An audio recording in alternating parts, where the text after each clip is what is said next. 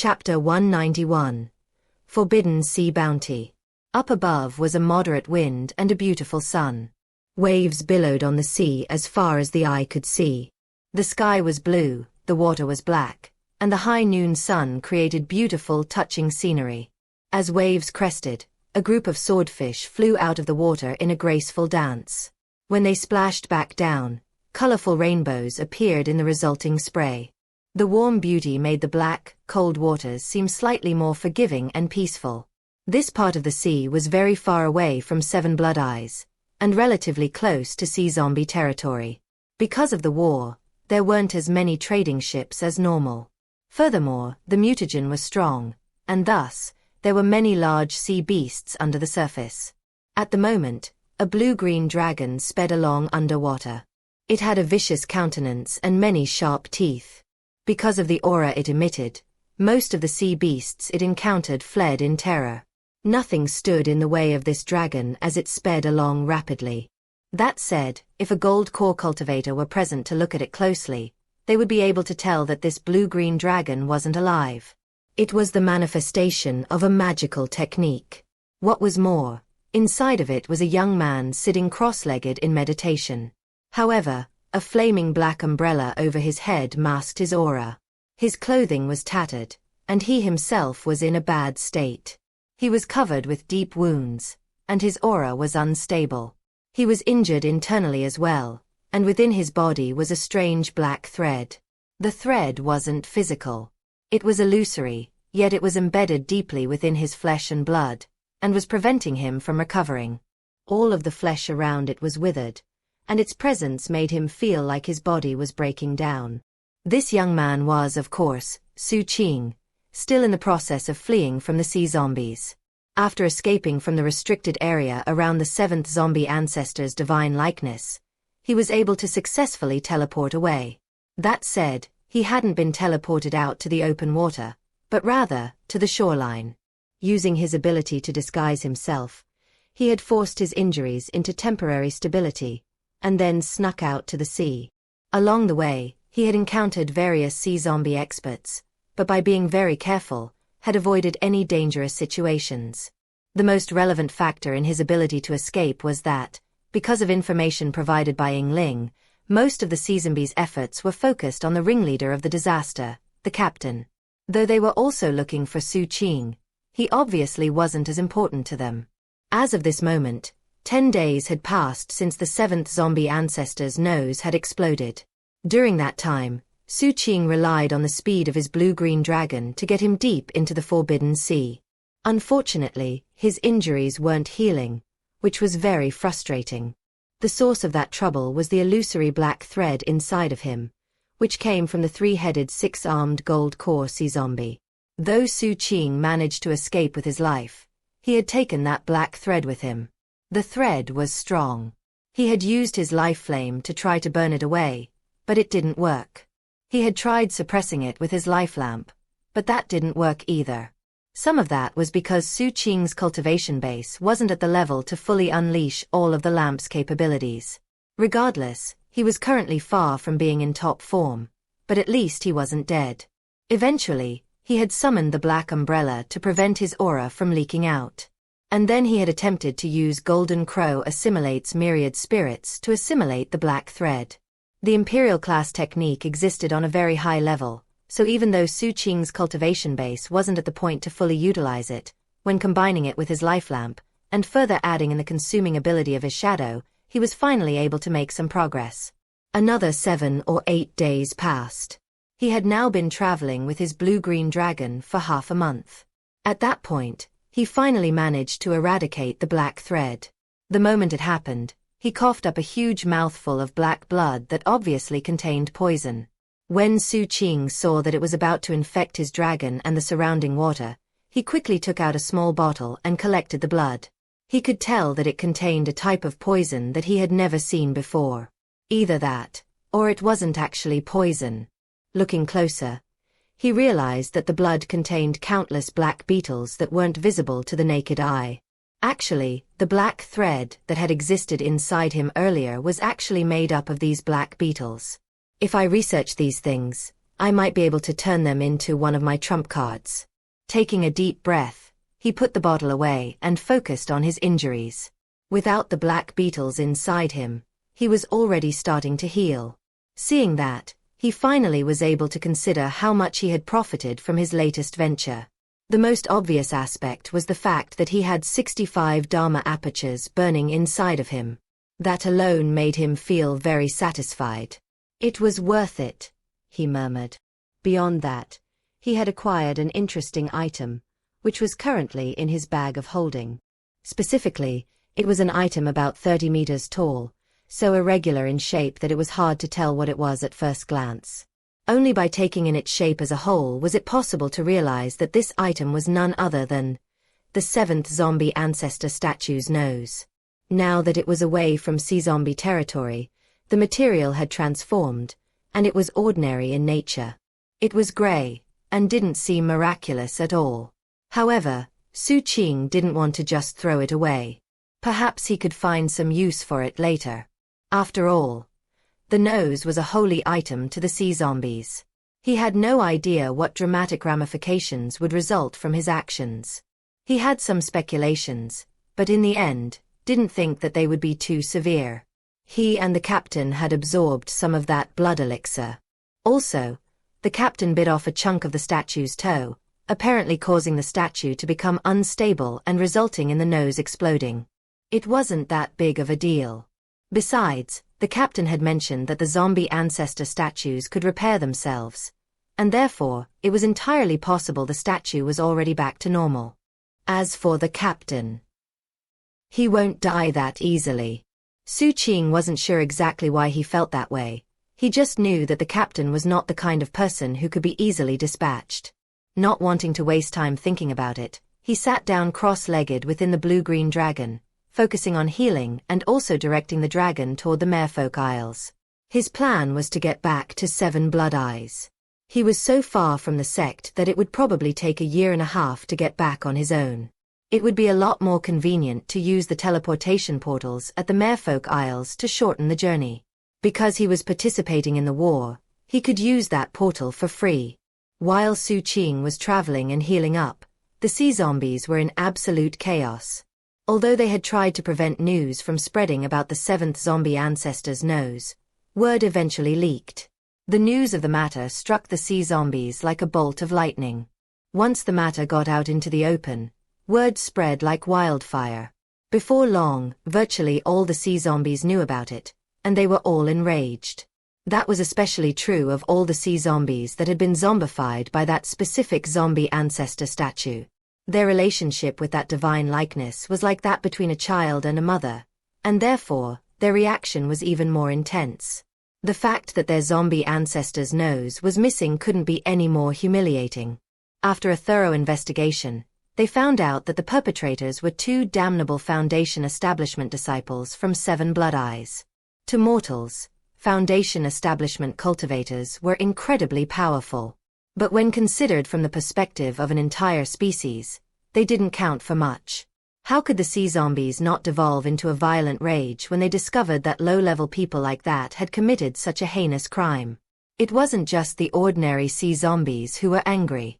The nobility, and especially the king, were absolutely incensed. It was the same with their powerful old-timers. After the news spread through sea zombie territory, it eventually reached the front lines of the war. On the one hand, it caused the sea zombies at the front line to fight with almost reckless abandon. On the other hand, their troop formations suffered. There were some military commanders who could turn their subordinates' rage into an asset. But it was a double-edged sword, and without extreme care, could be self-destructive. There was no way the wily old foxes in 7 Blood Eyes would fail to take advantage of a situation like that. Once they realized what was happening, they started fighting even harder. Over the course of roughly half a month, they made serious progress in the war. The 7 Blood Eyes leadership was surprised by this turn of events, but it didn't take long for them to realize what was happening. They soon learned that 2 7 Blood Eyes disciples had done something absolutely astonishing behind enemy lines. After hearing the news, quite a few of the Peak Lords couldn't help but look in shock at Master 7th. They knew full well that only Master Seventh's 7th peak apprentices could possibly pull off something like this. After all, it was only 60 years ago that Master 7th had done something very similar. That said, his escapade wasn't as shocking as this event. Even Master 7th was taken aback, and had a very odd expression on his face. When he heard the news, it looked like something clicked in his head, but he didn't say anything out loud. Regardless, the matter raised the spirits of all 7 Blood Eyes disciples. The Patriarch was extremely pleased, and issued a proclamation that the 2 disciples who perpetrated the affair would be handsomely rewarded. Before 7 Blood Eyes could even determine who the 2 disciples were, the sea zombies did them the favor by announcing the names. It took a lot of investigation on the sea zombies' part, but they had managed to discover the identities of the criminals and put bounties on their heads. And the rewards weren't just for sea zombies, but for anyone who brought in the bounty. The list had existed for a long time, and the number 1 name on it had always been Sir Bloodsmelter. The reward for his head was very high. In the number 2 spot was Master 7th. After him were various Peak Lords and Vice Peak Lords. Virtually everyone in the top 10 was a gold core expert. But now, the list was different. Wanted. Dead not alive. Number 1, Chen Erniu. This 7th Peak disciple is currently the director of the Violent Crimes Division. He is the mastermind behind the plan to desecrate the divine likeness of our zombie ancestor. Any sea zombie who lays eyes on this person should do anything possible to kill him, dismember him, chop him into pieces, and consume his flesh and blood. Whoever kills him will be rewarded with a great Dao legacy, will be placed in the king's echelon, will be given the right to take 10 items from the treasure storehouse, and will be given 100 million spirit stones. Number 2, Xu Qing.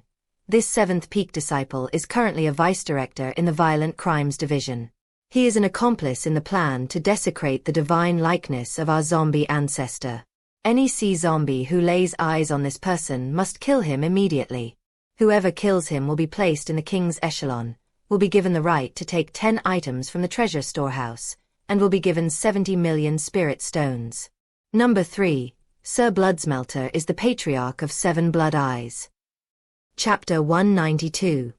Becoming famous. The war between 7 Blood Eyes and the sea zombies had been going on for about half a year. The scope of the war only continued to get larger, as more allies joined in the fighting. The war wasn't just being fought on the front lines. Other areas in the Forbidden Sea were affected. Non-human allies on both sides of the conflict played a part, and eventually, small-scale military operations were being carried out in various locations near and far. It was a given that a huge war like this would attract the attention of all sorts of peoples. However, no event in the war to this point caused a greater stir than the change to the sea zombies bounty list. Virtually overnight, countless species in the Forbidden Sea suddenly started paying very close attention to that list. To countless non-humans and human-like species, Chen Erniu and Xu Qing were now household names. Everyone was talking about them. There were many people who were enticed by the large reward being offered by the sea zombies. There were even experts in 7 Blood Eyes whose hearts were moved by the thought of that much profit. After all, according to the description, anyone could claim the bounty, even a disciple from 7 Blood Eyes. As long as they accomplished the task, they could earn the reward. In fact, the sea zombies even added a clarification that whoever completed one of the missions could be zombified, and thus join the sea zombies. As a sea zombie, they could then join the king's echelon as part of their reward. It almost seemed lopsided in terms of how amazing of a reward it was. It was enough to turn just about anyone's eyes bloodshot with desire. The only downside to consider was the success rate of the sea zombies' zombification process. It wasn't guaranteed to be successful every time. However, given the rewards, it was a risk worth taking. After all, members of the king's echelon were like crown princes, and were generally called Dao Child on a day-to-day basis. Vastworld, whose face had been disfigured, and who now hated Xu Qing down to his bones, was a member of the king's echelon. In fact, to date, he was the only member. From that it could be seen how unprecedented this reward was. It also made it clear how furious and determined the sea zombies were. It was absolutely clear that they wanted Chen Erniu and Xu Qing dead. In fact, going forward, it would be difficult for the two of them to travel the Forbidden Sea, as they would find enemies no matter where they went. That was more the case considering that such enemies would hide their true motives, making them difficult to identify. It would also make cultivation very difficult for Xu Qing and Chen Erniu, as they wouldn't be able to trust anyone, and would constantly have to remain on guard. That said, Xu Qing was used to living like that.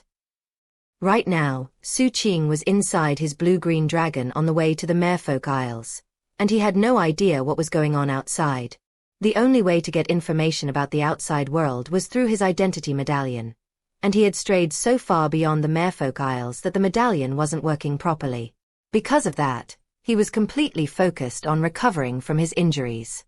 Over 20 days later, Xu Qing could tell that most of his wounds were healed. After some thought, he decided not to leave his blue-green dragon. His Dharma skiff was destroyed, therefore, using the dragon was the most convenient option for travel. It would save him both effort and worry. I wonder what things are like out there. Did the captain make it out? What has the sea zombie response been like? When he was about a week out from the Merfolk Isles, he looked in the direction of the Isles and thought, in the future, I can't do anything crazy like that again. Every single time, I end up seriously injured. One of these days, the captain will drag me into something that he survives, but I don't. Looking down at himself, and then thinking about everything he went through, he sighed. He just wanted to stay alive in the brutal world in which he lived. Maybe improve his life just a little bit. To do that, he needed to put everything on the line occasionally to get stronger. They were two different philosophies that he had no way to reconcile. I'm still too weak. When he thought back to that sea zombie chosen vast world, and his 4 life flames, Xu Qing's heart filled with a sensation of danger. That was his first time facing someone with 4 life flames. The captain had revealed some of his aura when being chased by that gold core expert, yet Xu Qing was still convinced that there was more to the captain's cultivation base than he was letting on. But Vast World was different. There was no question that he was a 4-flame cultivator. People like that weren't exactly very common.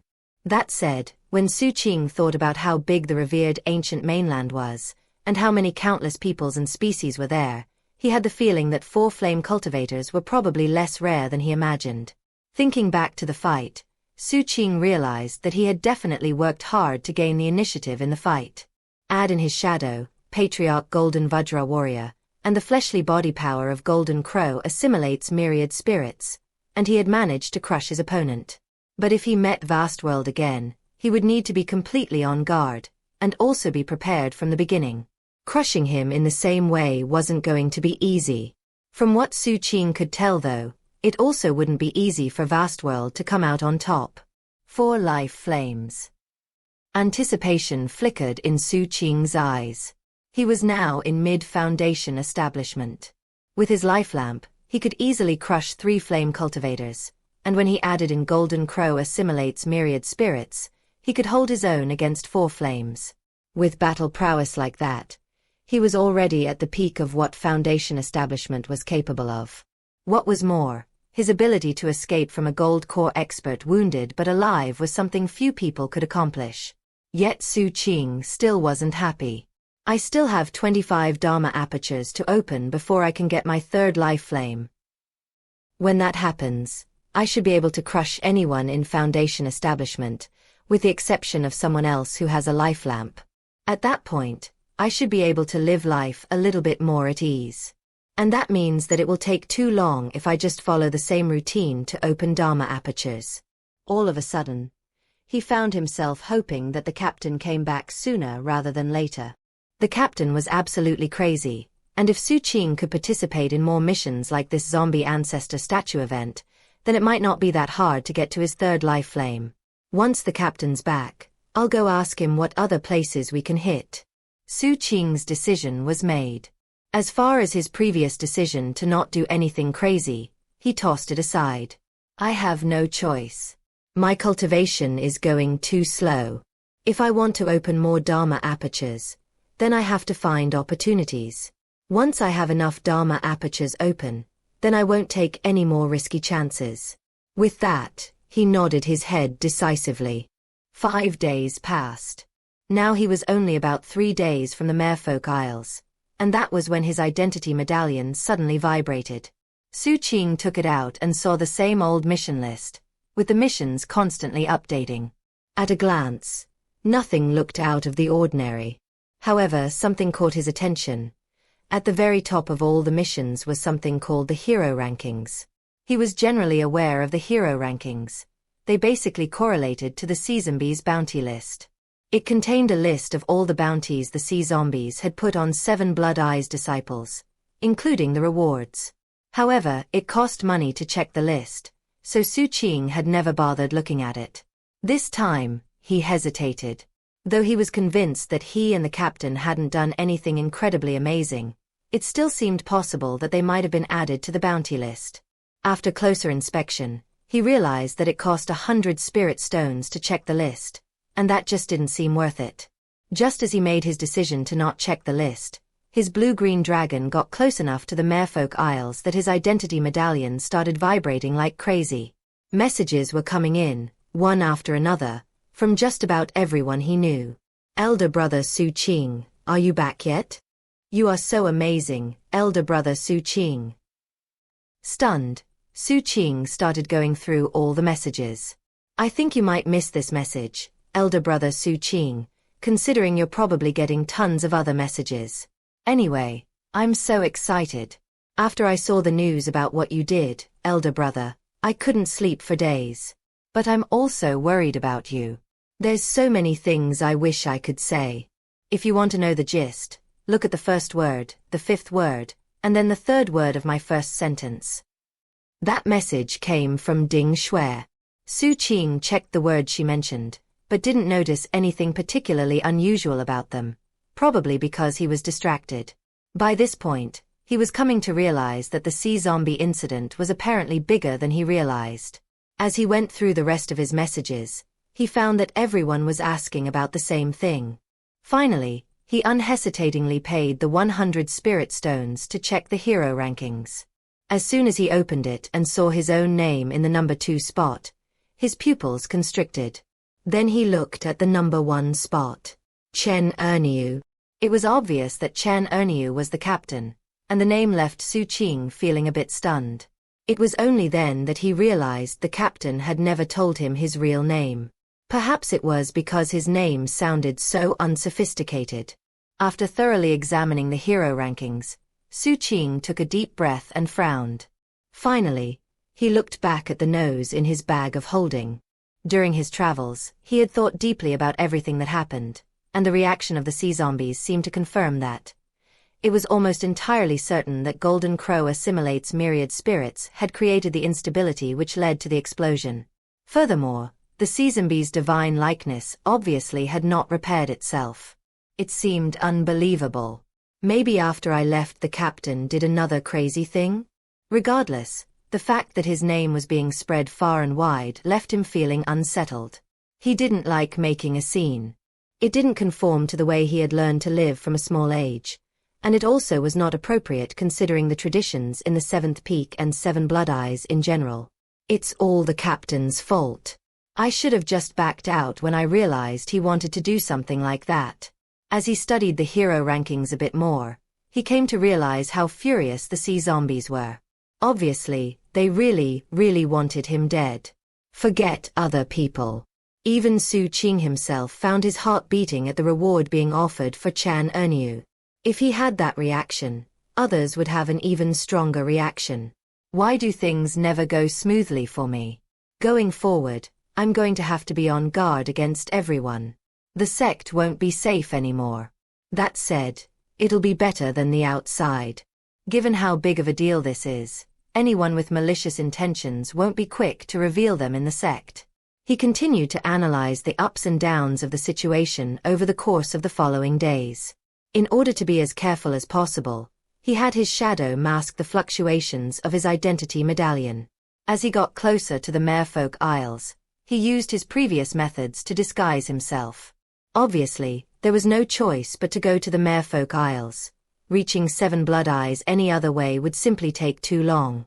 That said, the matter of the bounty list ensured that he kept his head bowed as he flew onto Emiche Island.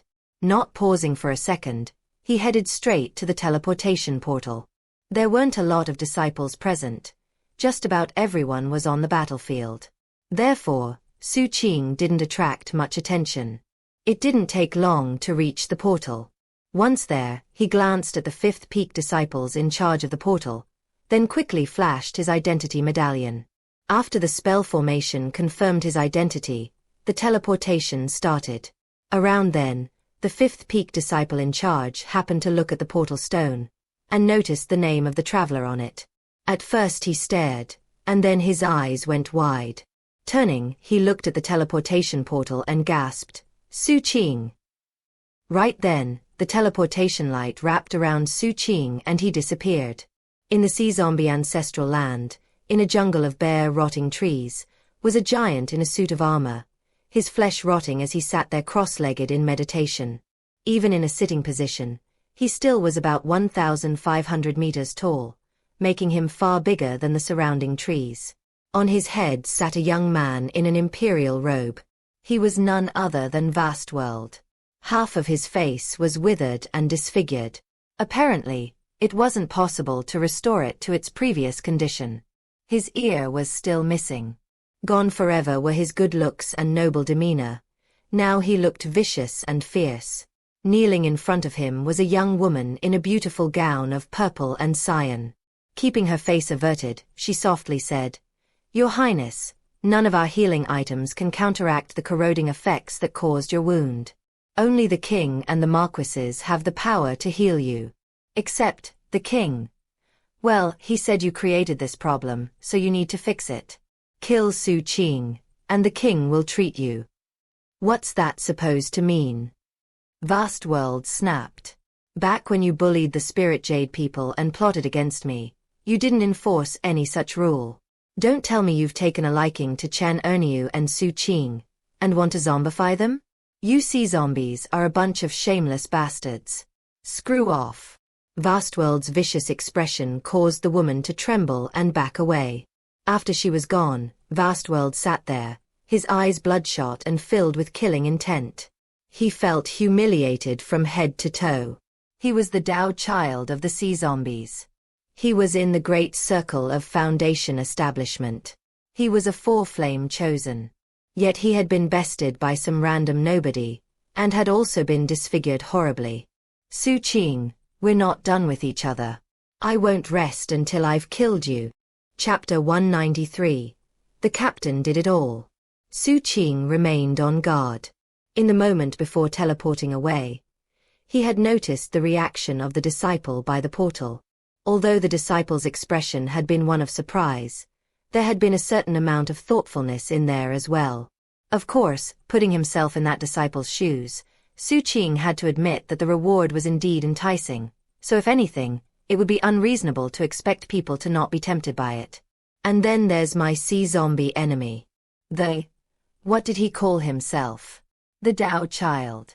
If the statue's nose couldn't be repaired, then it seemed to indicate that when things were damaged by Golden Crow assimilates myriad spirits, they couldn't be restored. And in that case, it seemed likely the Dao Child's face probably couldn't be healed. He definitely hates my guts. I need to figure out how to get rid of him. Those thoughts were on his mind as the glittering teleportation light faded away, and things grew clear. He was back in 7 blood eyes. He was immediately met by familiar sights and sounds, the usual hustle and bustle of the capital city. There was a line of people waiting to access the teleportation portals. And there were 2 disciples off in the distance handling registration matters. One was male, one was female, and both wore grey robes. Glancing at them, Xu Qing thought they seemed familiar, but didn't take time to think much about it. As he neared, his violet robe caught the attention of the crowd.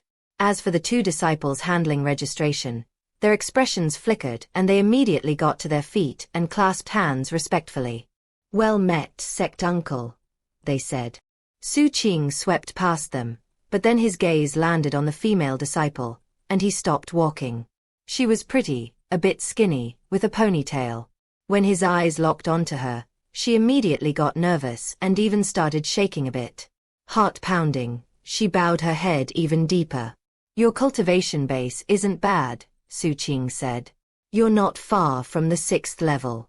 But the forbidden sea aura from your sea-forming scripture isn't on par with disciples of the same level from the 7th peak. Improve that aura, and you'll have a much easier time with your breakthrough. The trembling girl offered thanks for his advice, and then he was gone. The reason Xu Qing gave her the advice was that these 2 disciples were the same ones who had been there to receive him when he arrived at 7 Blood Eyes. And this girl had warned him about the dangers of the sect. It was a small act of kindness, but Xu Qing figured that upon meeting her again, he might as well repay her with some good advice. 1. After Xu Qing was gone, the 2 disciples stood there sweating. Xu Qing's cultivation base naturally emitted immense pressure, and he also had a baleful aura that could only be acquired on the battlefield. To these 2 Qi condensation disciples, he seemed like a fiendish monster. That senior's cultivation base was so strong, the male disciple said, gripping his fan so tightly it snapped in half. Looking curiously at his female companion, he said, "Wait, do you know him?" The girl stood there looking absent-minded for a moment, then she rushed over to the spell formation to look at the teleport records. After finding what she was looking for, her eyes went wide. "Xu Qing. Xu Qing," the male disciple said, shivering. "Wait, you mean the same one who got famous recently after destroying a holy item in sea zombie territory? The one the sea zombies set a huge bounty for? That's Xu Qing." The female disciple nodded blankly. "How do you know him?" the male disciple asked, his eyes gleaming with unprecedented envy. "I can envision it clearly," she said quietly. "It was about a year ago. Do you remember that scavenger kid who came in with a white identity medallion? I warned him about the dangers in the sect. I remember looking at his information back then. His name was also Xu Qing."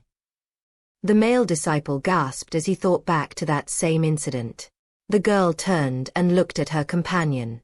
"I remember you saying he wouldn't last 2 months." The male disciple's face was ashen. He was having a hard time breathing steadily and controlling his feelings of alarm. He remembered thinking back then that this junior sister of his had acted like a fool. But now it seemed she had created a possible opportunity for herself. Xu Qing had no idea what the 2 disciples were talking about right now. He had given that advice on a whim. Now that he was back in the city, he put on a gray robe again as he headed toward the transportation division in Harbor 176.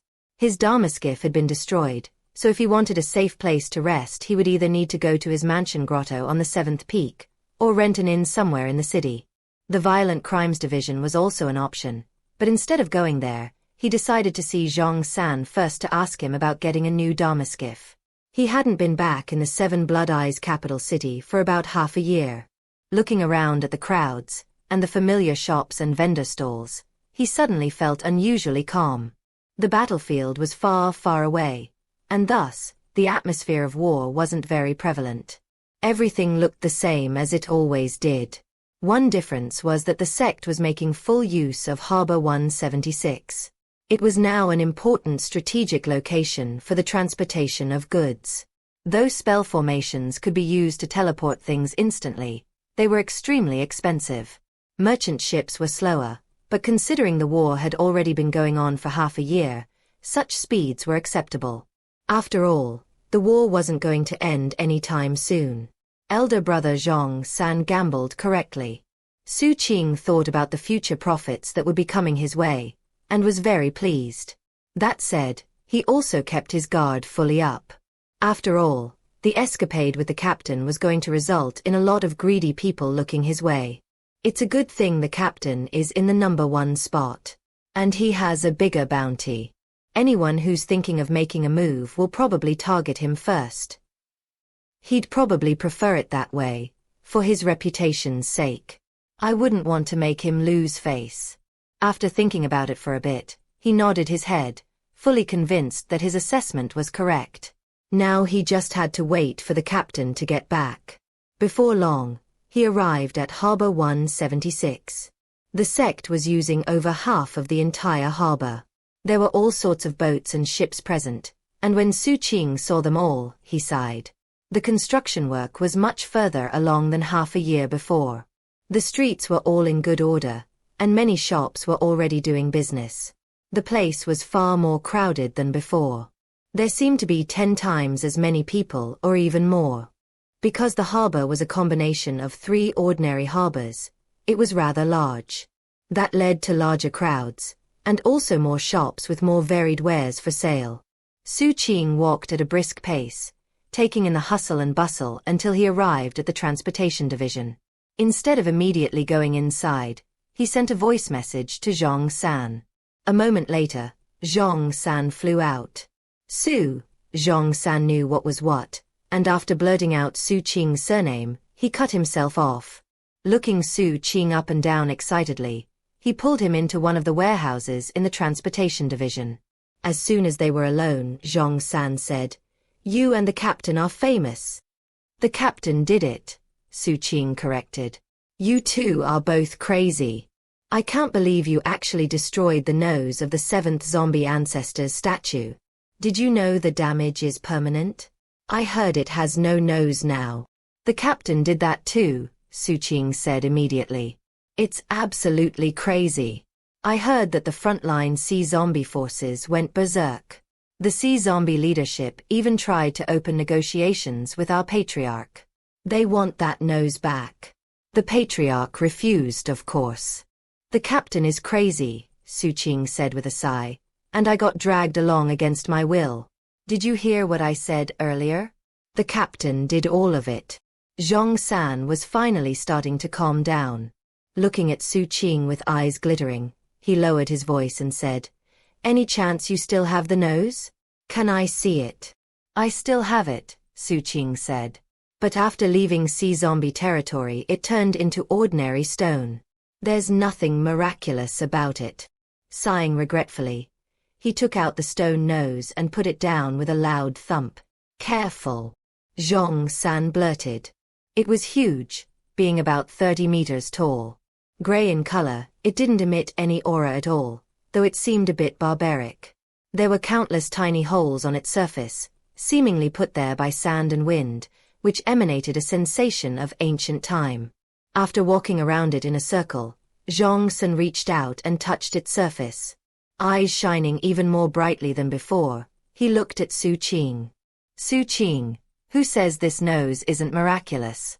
It's from the sea zombie's divine likeness. Every sea zombie in existence wants to get it back. It basically represents their dignity." Zhong San's eyebrows danced up and down as he continued. "I have an idea. Why don't we build a museum here in our harbor? We can put this part of the nose in it. And when the captain gets back, we'll put his half in it as well. Together. With a museum like that in our harbor, believe me, Xu Qing, we'll be unstoppable. We won't even need to hire guards. The sect will send people to guard it for us. And the sect will do all our advertisement as well. Our harbor is going to become famous. People will come from all over. We'll be the #1 harbor in 7 Blood Eyes. Furthermore, the storefronts near the museum will be worth a lot more money. We're gonna get rich too." Hearing this, Xu Qing's eyes lit up. Seeing how excited Zhong San was, he had to admire how talented he was when it came to running businesses. After some thought, he agreed. They discussed some of the details, and then Xu Qing lowered his voice and said, "Elder brother Zhong San, my Dharmaskiff." Zhong San rubbed the zombie ancestor's nose contentedly and laughed. It was almost as if he had anticipated Xu Qing asking about his Dharmaskiff. "Bring it out. I figured you'd come back with your Dharmaskiff all messed up. Our harbor is profitable enough that however bad the damage was, I can have it good as new in no time." "Thank you so much, elder brother Zhong San," Xu Qing said. "Hopefully you can get the job done quickly." "Many thanks." With that, Xu Qing clasped hands, then turned to leave. Hey, where's the Dharmaskiff?" Zhong San said. "How am I supposed to fix it if you don't give it to me?" "It's gone," Xu Qing said. The warehouse went completely silent. Zhong San looked at Xu Qing, his eyes slowly growing wider and wider. Gone. Xu Qing nodded solemnly. Gone. 1. Xu Qing's interaction with these two disciples was in chapter 47, when they welcomed him to the city. They are not the disciples who died in chapter 67. Those were the ones who welcomed him on his first day in Violent Crimes. Chapter 194. Half back. Zhong San stood there for a moment without saying a word. Then he smiled wryly, shook his head, and sighed. You lost it in sea zombie territory? It was smashed by a gold core expert, Xu Qing replied truthfully. Zhong San studied Xu Qing's level expression and decided that his previous assessment was incorrect. This guy was definitely just as crazy as the captain. He, a mere Foundation establishment cultivator, was so amazing that he lost his Dharma skiff to the attack of a gold core cultivator. Usually, a Foundation establishment cultivator wouldn't even survive an encounter with a gold core cultivator. What about the captain? Zhong San asked. If Xu Qing had returned in this state, then surely the captain must have suffered just as badly. Considering what the two of them had accomplished, it made sense that the captain probably lost his Dharma skiff also. The captain? Xu Qing thought back to the circumstances when he teleported to safety, and how he had sensed 3 gold core auras. Never mind, Zhong San said with a sigh. I'll make the captain a new coffin while I'm working on your Dharma skiff. Maybe I won't need to use it this time, but I will eventually. Xu Qing nodded, said his farewells, and left. Zhong San watched him go, then shook his head and walked over to his Dharma skiff workshop, trying to decide if he should make a second coffin while he was at it. Since I have 2 crazy bros, I might as well make a coffin each. That's only fair. As night fell, Xu Qing walked along the harbor, listening to the crashing of the waves and enjoying the feeling of being relaxed. Going forward, I'll just lie low in the sect until the fuss dies down. With that, he headed to Harbor 176's Violent Crimes Division.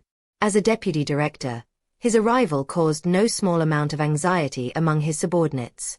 And that was especially true of the harbor's newly founded Celestial Bureau. Xu Qing's responsibility as a deputy director was to oversee that specific bureau. All of the constables greeted him with respect when he entered, and there were even some Qi condensation disciples who took it upon themselves to stand guard outside of his office. The mute was one of them. Almost as soon as Xu Qing entered his office, the mute rushed over, squatted outside the door, and glared around murderously at anyone who got close.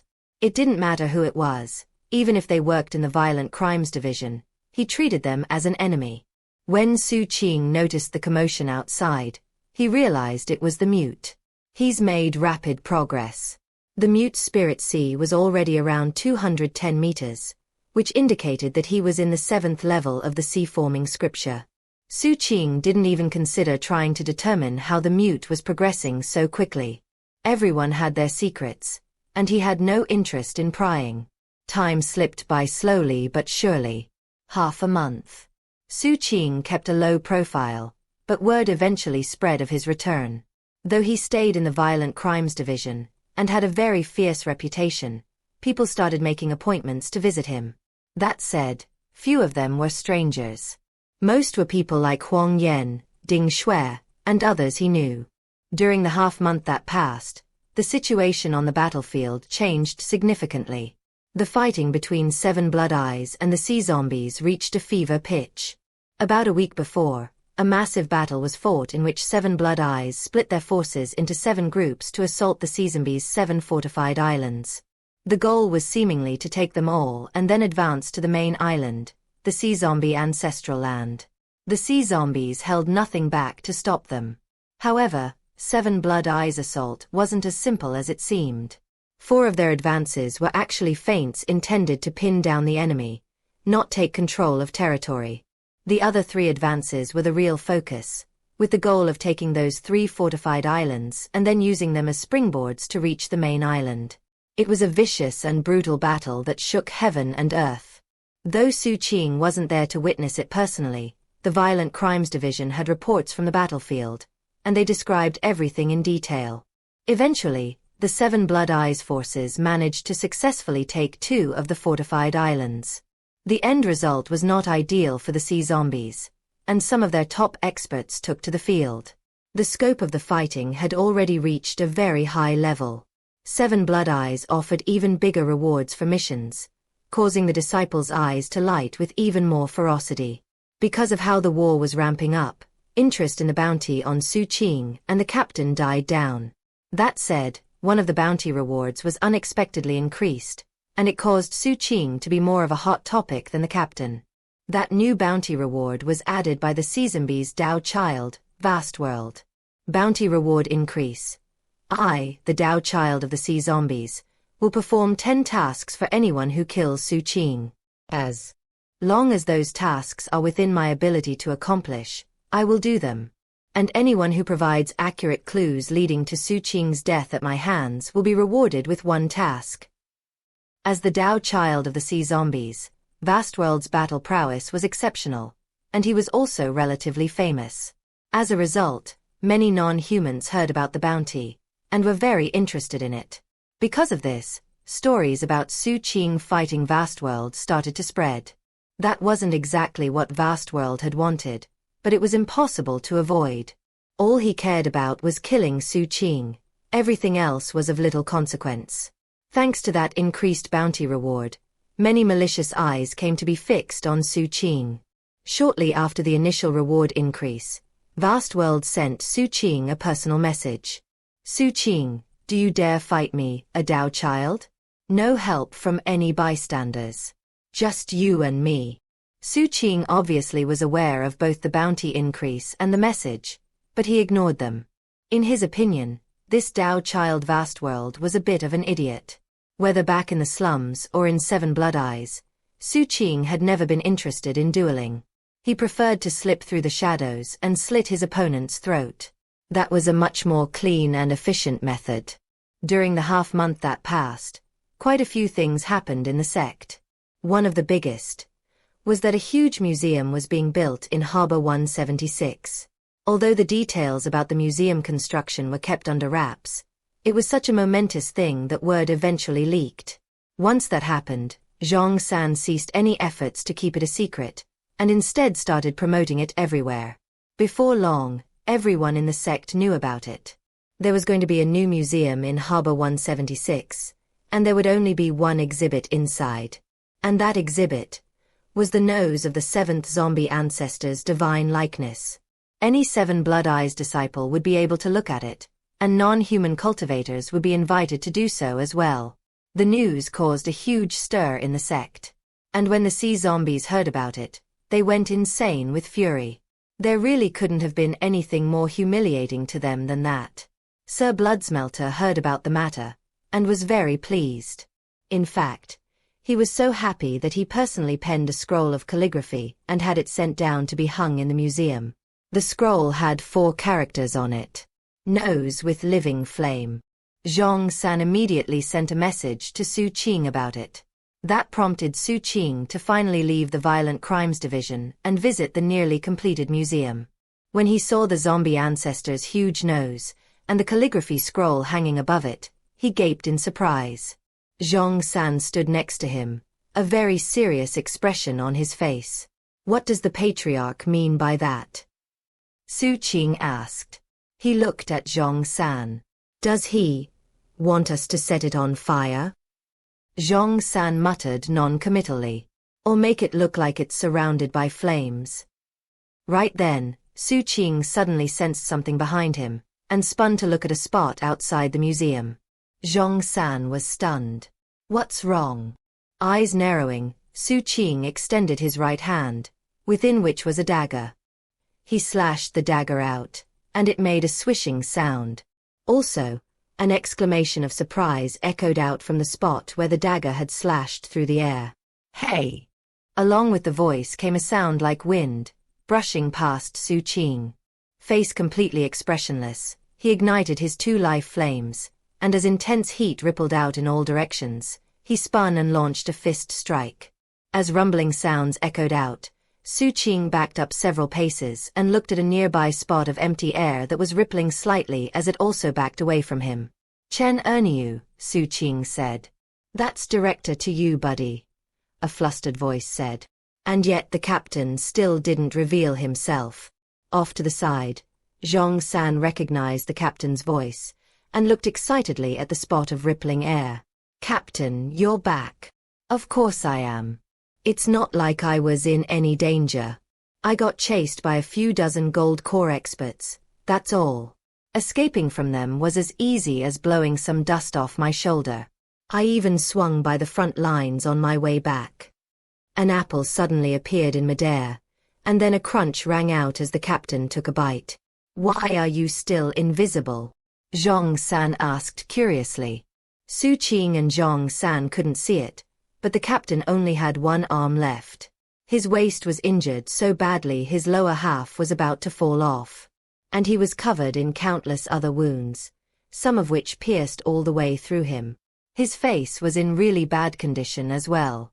It was battered and swollen, and all his hair appeared to have been burned off.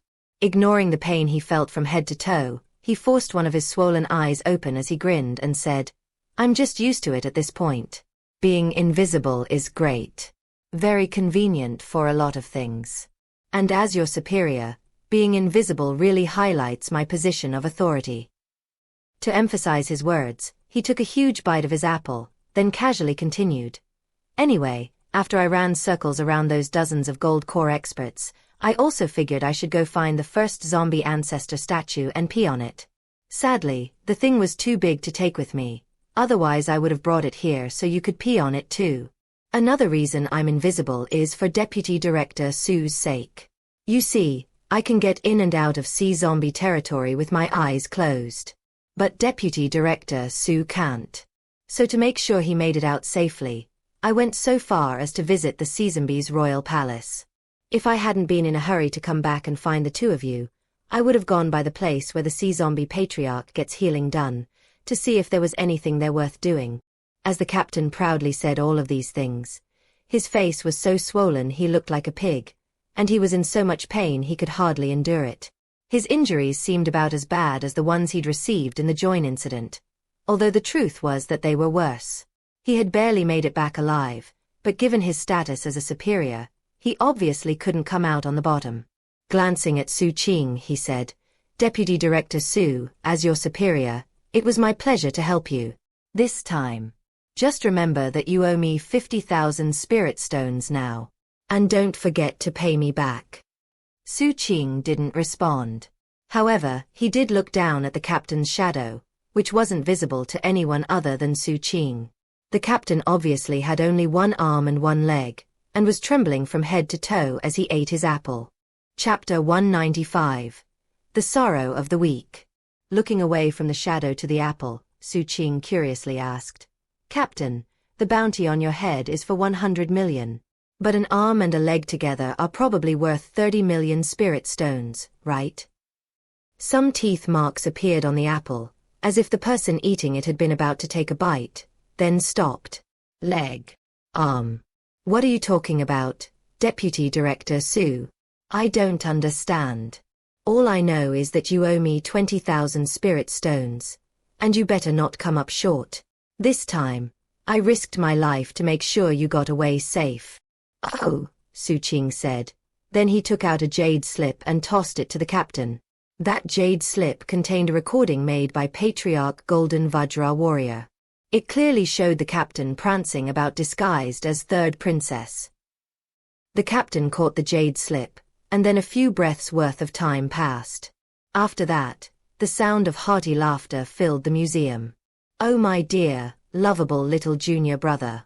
As your elder brother, I was just joking around with you. Hey, Zhong San.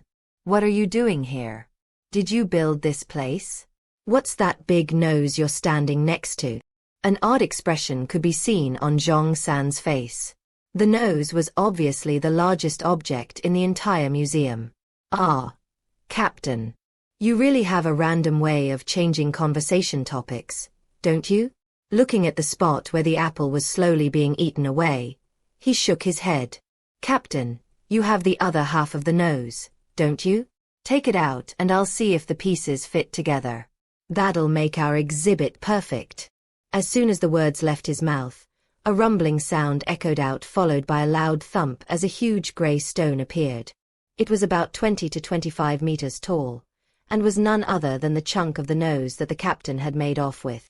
Strangely, there were teeth marks on one corner of the nose where someone had obviously tried to bite it.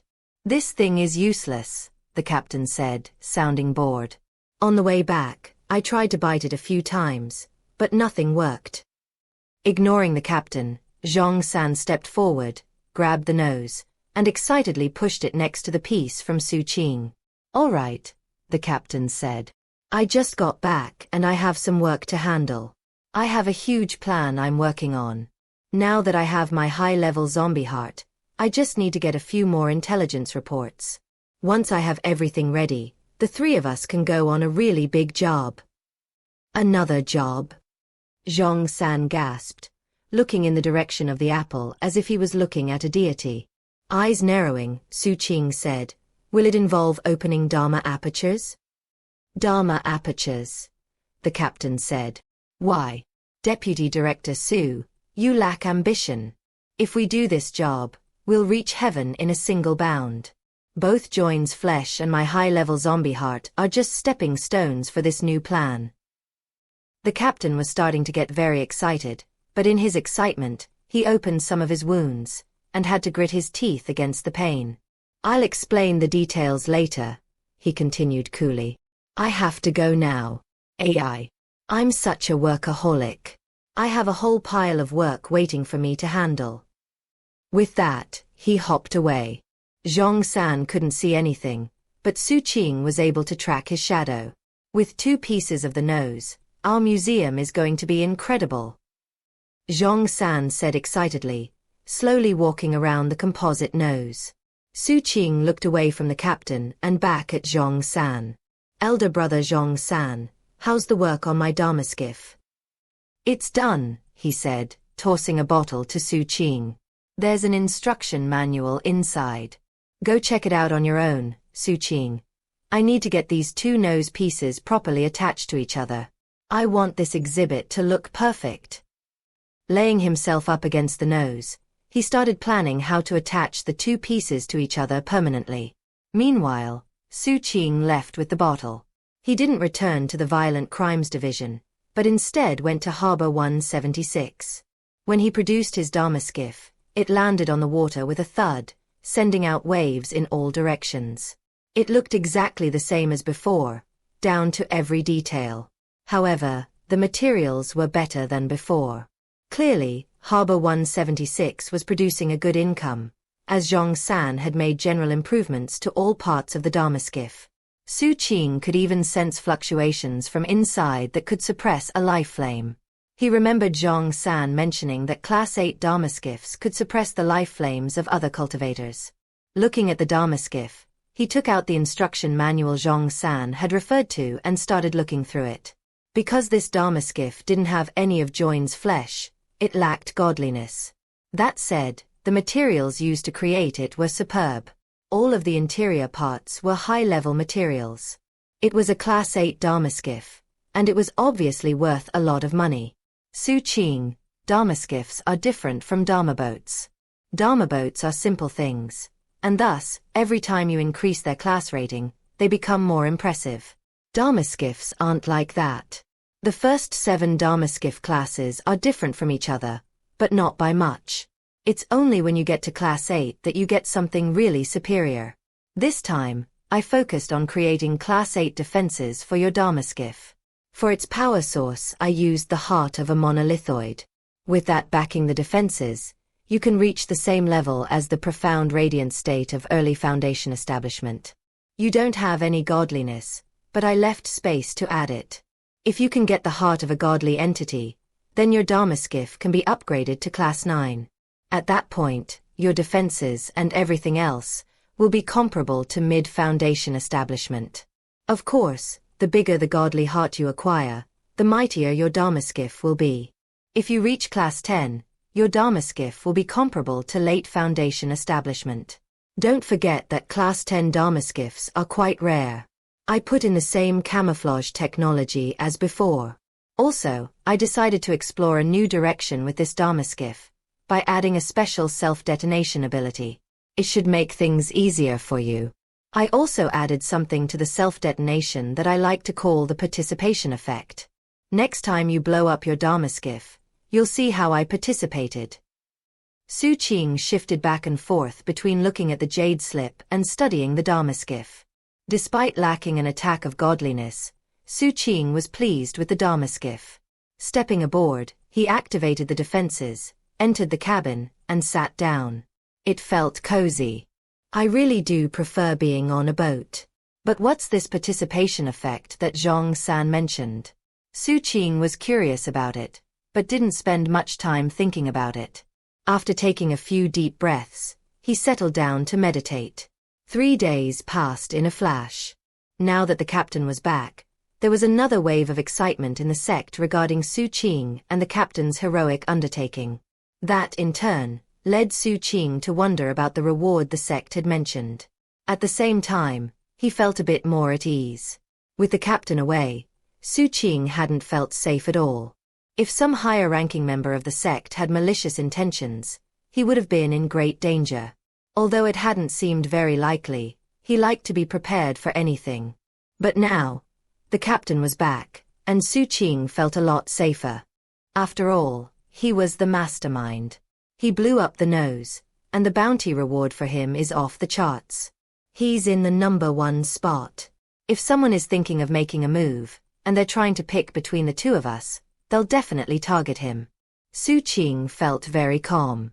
However, 3 days later around evening time, someone who was decidedly not calm arrived at Harbor 176 and headed towards Xu Qing's Dharmaskiff.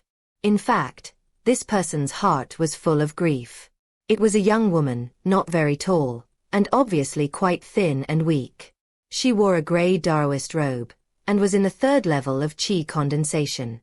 People like this had to be very careful in whatever they did in Seven Blood Eyes, regardless of if they were male or female. As it turned out, this young woman was Su Xiaowei, who had joined Seven Blood Eyes on the same day as Xu Qing. 1. She quietly came to stand in front of Xu Qing's Dharmaskiff, her expression one of bitterness. In her heart, she felt not just sorrow, but deep anxiety. Truth be told, it was only because she had run out of all other options that she was seeking out Xu Qing. Though she and Xu Qing joined the sect at the same time, she had never spent much time with him. Furthermore, he was now a Foundation establishment cultivator, and was so famous in Seven Blood Eyes that everyone knew his name. Someone like her would be hard-pressed to even look someone that important in the eye. She had suffered in torment for months before finally making the decision to come. Therefore, upon reaching Xu Qing's Dharmaskiff, she dropped to her knees and kowtowed. Disciple Su Xiaowei is here to request an audience with sect uncle Xu Qing. Inside the Dharmaskiff, Xu Qing opened his eyes and looked through the defenses to see Su Xiaowei. "How can I help you?" he said. The words echoed in Su Xiaowei's ears, causing her to tremble. Voice quavering, she said, "Sect uncle, I came to tell you that elder brother Zhou Qingping was killed 3 months ago." Silence filled the Dharmaskiff. After a few breaths of time passed, Xu Qing walked out of the cabin and onto the deck. Looking at Su Xiaowei kneeling there, he thought back to the day the 4 of them had climbed the peak. And he thought back to straightforward Zhou Qingping giving him those ghost-longing horseshoe crabs. Although he had never become very close with Zhou Qingping, he hadn't forgotten that he owed him a favor because of that. The ghost-longing horseshoe crabs had proven very helpful. Hearing the news that Zhou Qingping had been killed, he couldn't help but sigh. Ooh. It wasn't very surprising. Off-peak disciples lived brutal lives, like venomous bugs in a jar. That reality hadn't changed because of the war. There were always people dying, and there were always people to replace them as new recruits in the sect. That said, Xu Qing wouldn't forget the favor he owed, and thus, he wanted to know more about what happened. "Explain everything," he said. Upon hearing that, Su Xiaowei's eyes turned red, and tears began to flow down her cheeks. 4 months now, she had despaired. But now that Xu Qing wanted to know about what happened, she finally felt a bit of hope. Sect Uncle Su, you might remember that elder brother Zhou started working for Sect Uncle Ding Xiaohai in the Coast Guard division. He told me that he helped Sect Uncle Ding with a lot of things that never became public knowledge. Because of that, Sect Uncle Ding promised that he would make elder brother Zhou one of his attendants. 3. However, after Sect Uncle Ding left the Coast Guard division, he didn't take elder brother Zhou with him. As a result, elder brother Zhou suddenly had no one to keep him safe. He had done some things in the past that got people angry with him, and that's one of the reasons he died. In addition to that, back during the grand competition at the Merfolk Isles, elder brother Zhou made some considerable profits. At first, he had no problem keeping those things safe. But after Sect Uncle Ding Xiaohai took to ignoring him, people started targeting elder brother Zhou. 3 months ago, he was killed on the street. I've been investigating his death ever since, but I still haven't found out who the killer is. Though Su Xiaowei was visibly distraught, and was even weeping, her thoughts were very well organized. Clearly, she had thought through everything she wanted to say. After a moment passed, Xu Qing said, "Were you and Zhou Qingping?" "Elder brother Zhou was very kind to me, that's all. A while back, I took out a big spirit stone loan to buy a Dharma boat. But I couldn't keep up with the payments, so I had to throw dignity aside to curry favor. I eventually sank to being a plaything to other disciples. I might have seemed well off at a casual glance, but the truth was I lived like an animal, enduring whatever torment they desired. I sometimes ended up covered with cuts and bruises. Perhaps that's just what I deserved for being so vain." For, biting her lip, she lowered her voice and continued, "Elder brother Zhou showed pity to me, and helped me pay back my debt. I thought that maybe he was in love with me, but from beginning to end, he never even tried to touch me. He just kept helping me. I think that I'm not exactly a great person, but I know how to repay a kindness. It's just that I'm not that strong. For months I've done everything I can to find out the truth. I've even sold myself. Nothing has worked. And that's why I've come to beg your help, Sect Uncle." Su Xiaowei bent over to kowtow, but a soft and gentle force prevented her from hitting her head onto the ground. "There's no need for that," Xu Qing said.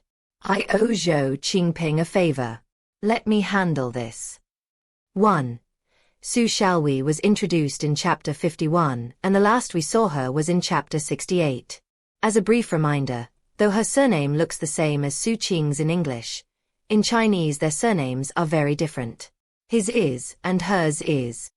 His surname is pronounced with the third tone, and hers, the second. 2. Zhou Qingpeng gave Xu Qing the ghost-longing horseshoe crabs in Chapter 68. 3. Zhou Qingpeng mentioned Ding Xiaohai in Chapter 68.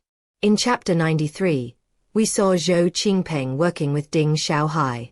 And by way of reminder, Ding Xiaohai is the same person Zhong San and Xu Qing encountered in 118 and 119.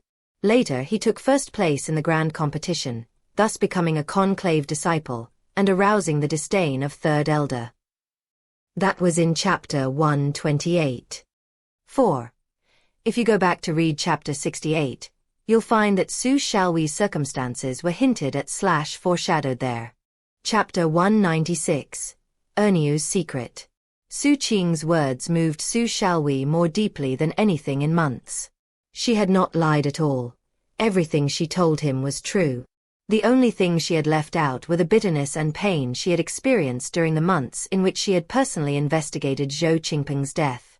And she didn't mention how she felt absolutely no sense of belonging in Seven Blood Eyes. She didn't hate the sect.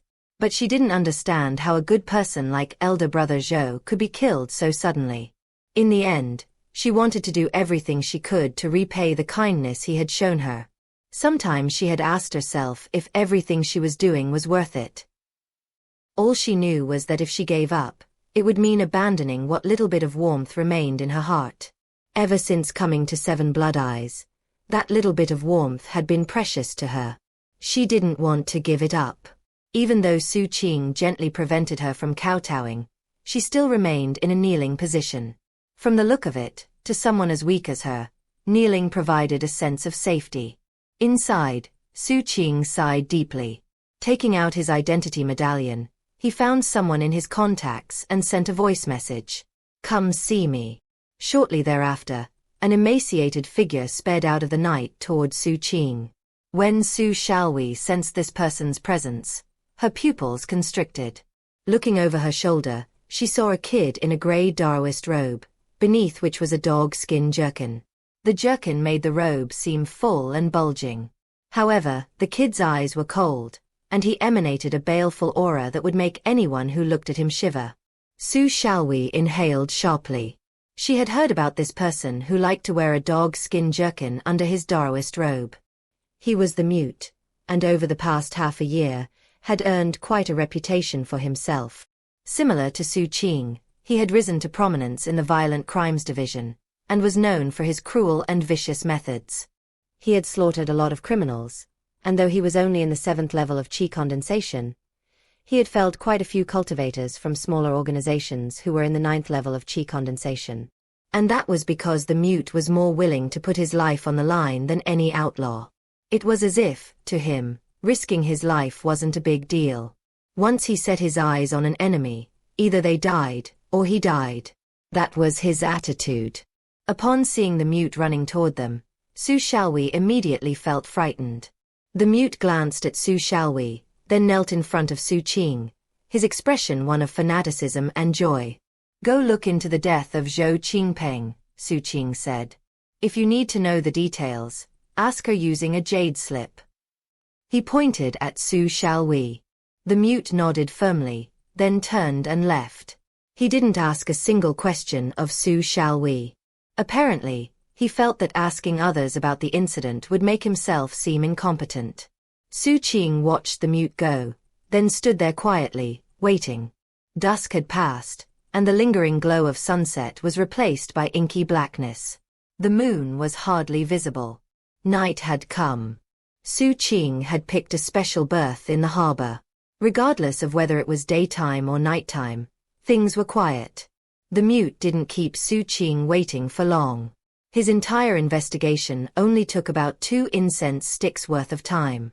Returning, he knelt and solemnly offered Xu Qing a jade slip. Xu Xiaohui had spent months investigating this matter, and had paid an enormous price to do so. But the mute took 2 incense sticks worth of time. Of course, it was a result of his place in Violent Crimes Division. As Xu Xiaohui waited, trembling, Xu Qing examined the contents of the jade slip. It contained all of the details of Zhou Qingping's death, including what led to it. Xu Qing didn't care about that. He just wanted to know who the guilty party was. The killer wasn't from the 7th peak. His name was Li Zilan, and he was an off-peak disciple from the 1st peak.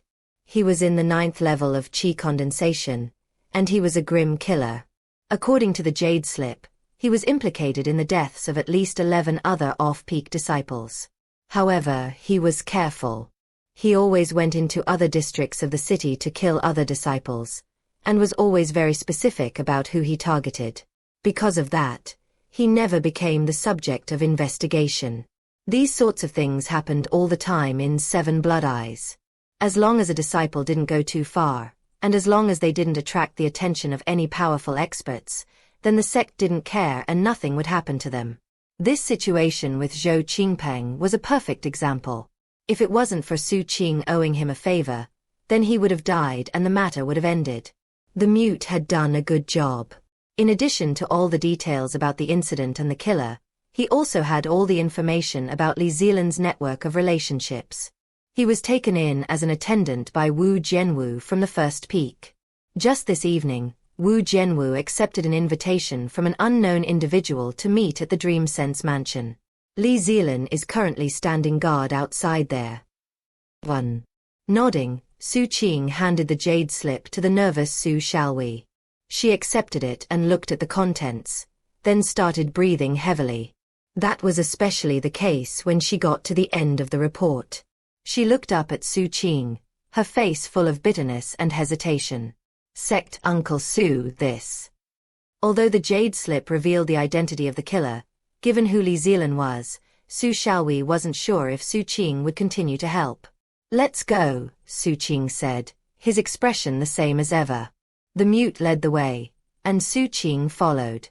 Xu Xiaowei gaped as Xu Qing walked past her. Then she took a deep breath, calmed her heart, and followed. Dream Sense Mansion was a restaurant. In fact, it was one of the most famous restaurants in the Port District. It was very large, and usually drew big crowds. It was clearly on a higher level than the restaurants run by the Coast Guard Division. That became especially obvious when you looked at the menu. They specialized in spirit food. When you ate food like that, it would strengthen your fleshly body and help purge mutagen. Although such benefits were fractional, they were also incremental, and could lead to significant improvements over time. On the second floor of Dream Sense Mansion, inside an extravagantly decorated private dining room, 3 people sat around a table. If Xu Qing were present, he would recognize all of them. The first was Wu Jianwu from the first peak. Seated opposite him was the captain, who looked a bit pale in the face. The captain was no longer invisible, and was back in one piece. All of his injuries had been healed. The third person, who sat there heaving sighs, was none other than the innkeeper from Plank Spring Way. Boo. Truth be told, those 3 weren't the only ones present. There was also a snake. It was an anaconda, currently draping from the rafters. She swayed back and forth, almost as if bored and trying to amuse herself. Occasionally she would stick her tongue out at the captain, or make a few cooing sounds as if to ask a question. Grinning, the captain looked at the anaconda and said, "Linger, are you thinking about a certain someone?" "Coo. Coo. How about this?" The captain said, looking very innocent. "Give me 10 bottles of that mutagen mist you harvested. Do that, and I'll call the little punk over here and have him spend a whole evening with you. That's fair, right?" The anaconda's eyes lit up, but not before the old innkeeper jumped into the conversation. "You're pushing it, Chen Erniu. If you want to cheat me, fine. But don't even think about cheating the girl." Meanwhile, Wu Jianwu looked coldly at the captain, picked up a jug of alcohol, and took a drink. Then he coolly said, "If the heart of the just fills with greed, the day shall come in which he bleeds." The captain blinked a few times, then took an apple out and started eating it. Smiling enigmatically at Wu Jianwu, he said, "I know you just came out of seclusion, little Gen, so you don't know what's been going on, and you have no idea how strong I've become. But let me tell you, if I was sect granduncle, I'd beat the living daylights out of you until you talked like a normal person." 3. Wu Jianwu's eyebrows danced up and down as he replied, "Make eyes and wink, look mysterious. Heavenly lightning strikes heroes delirious." Smiling broadly, the captain said, "You can stop talking now. I promised sect granduncle that I'd stop beating his apprentices. So don't worry, I won't lay a hand on you." 4. The innkeeper face palmed. "All right, enough. I invited the 2 of you here today for 3 reasons. Let me explain so I can leave. Just being around you 2 is annoying. First, Wu Jianwu, the time limit your master promised me is almost up. Unfortunately, I can't stick around in 7 Blood Eyes. So before I leave, I want the seals on the inn strengthened. Tell your master to hurry up and send people to help. Otherwise, who knows what might happen. Second, Chen Erniu, I can strengthen your seals 3 more times. After that, you need to think of another suppression method. Ideally, something strong like godliness. Otherwise, if the thing comes to life, you might not be you any longer." The innkeeper gave the captain a very meaningful look. The captain looked back with his usual smile, as though he wasn't worried about anything at all. That said, if Xu Qing was here, his familiarity with the captain would allow him to instantly notice that, after hearing the innkeeper's words, the captain stopped eating his apple. Third, like I said before, I need to leave for a time. Linger needs to reach Foundation establishment. She's a special girl, and thus, I need to take her to her ancestral land. I probably won't be back for a few years." Shaking her head, the snake looked at the old innkeeper and said, "Coo, coo." The innkeeper glared back at her. You're still stuck up on that Su brat? Aren't you worried at all that he might eat you? Coo! The snake said, glaring and not backing down an inch. Seeing the snake like that, the old innkeeper sighed, and the wrinkles on his face seemed to deepen. The captain cleared his throat and cast an encouraging glance at the snake.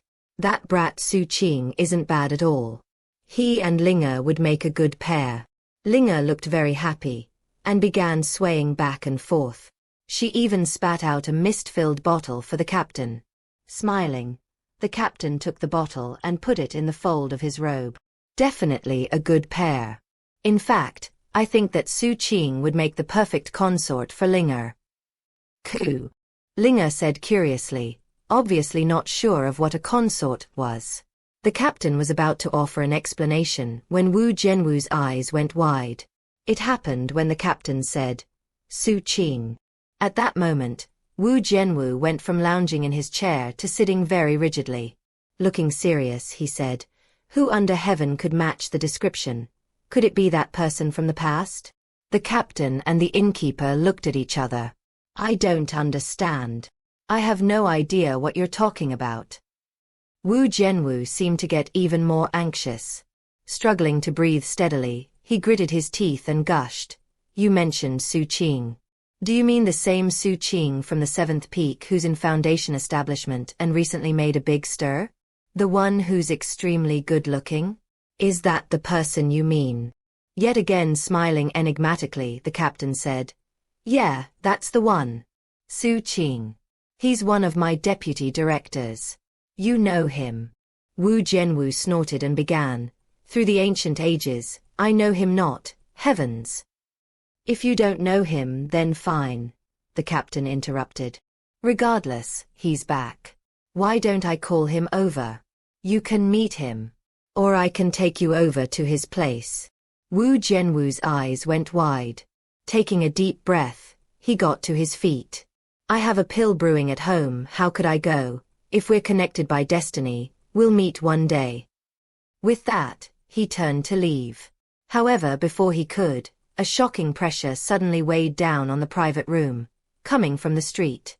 The fluctuations caused Wu Jianwu's face to fall and Linga's eyes to go wide. As one, they looked out the window to the street. 1. We last saw Wu Jianwu in chapter 148. 2. It's worth mentioning that we've known for a long time the innkeeper has connections both to the 1st Peak and the captain.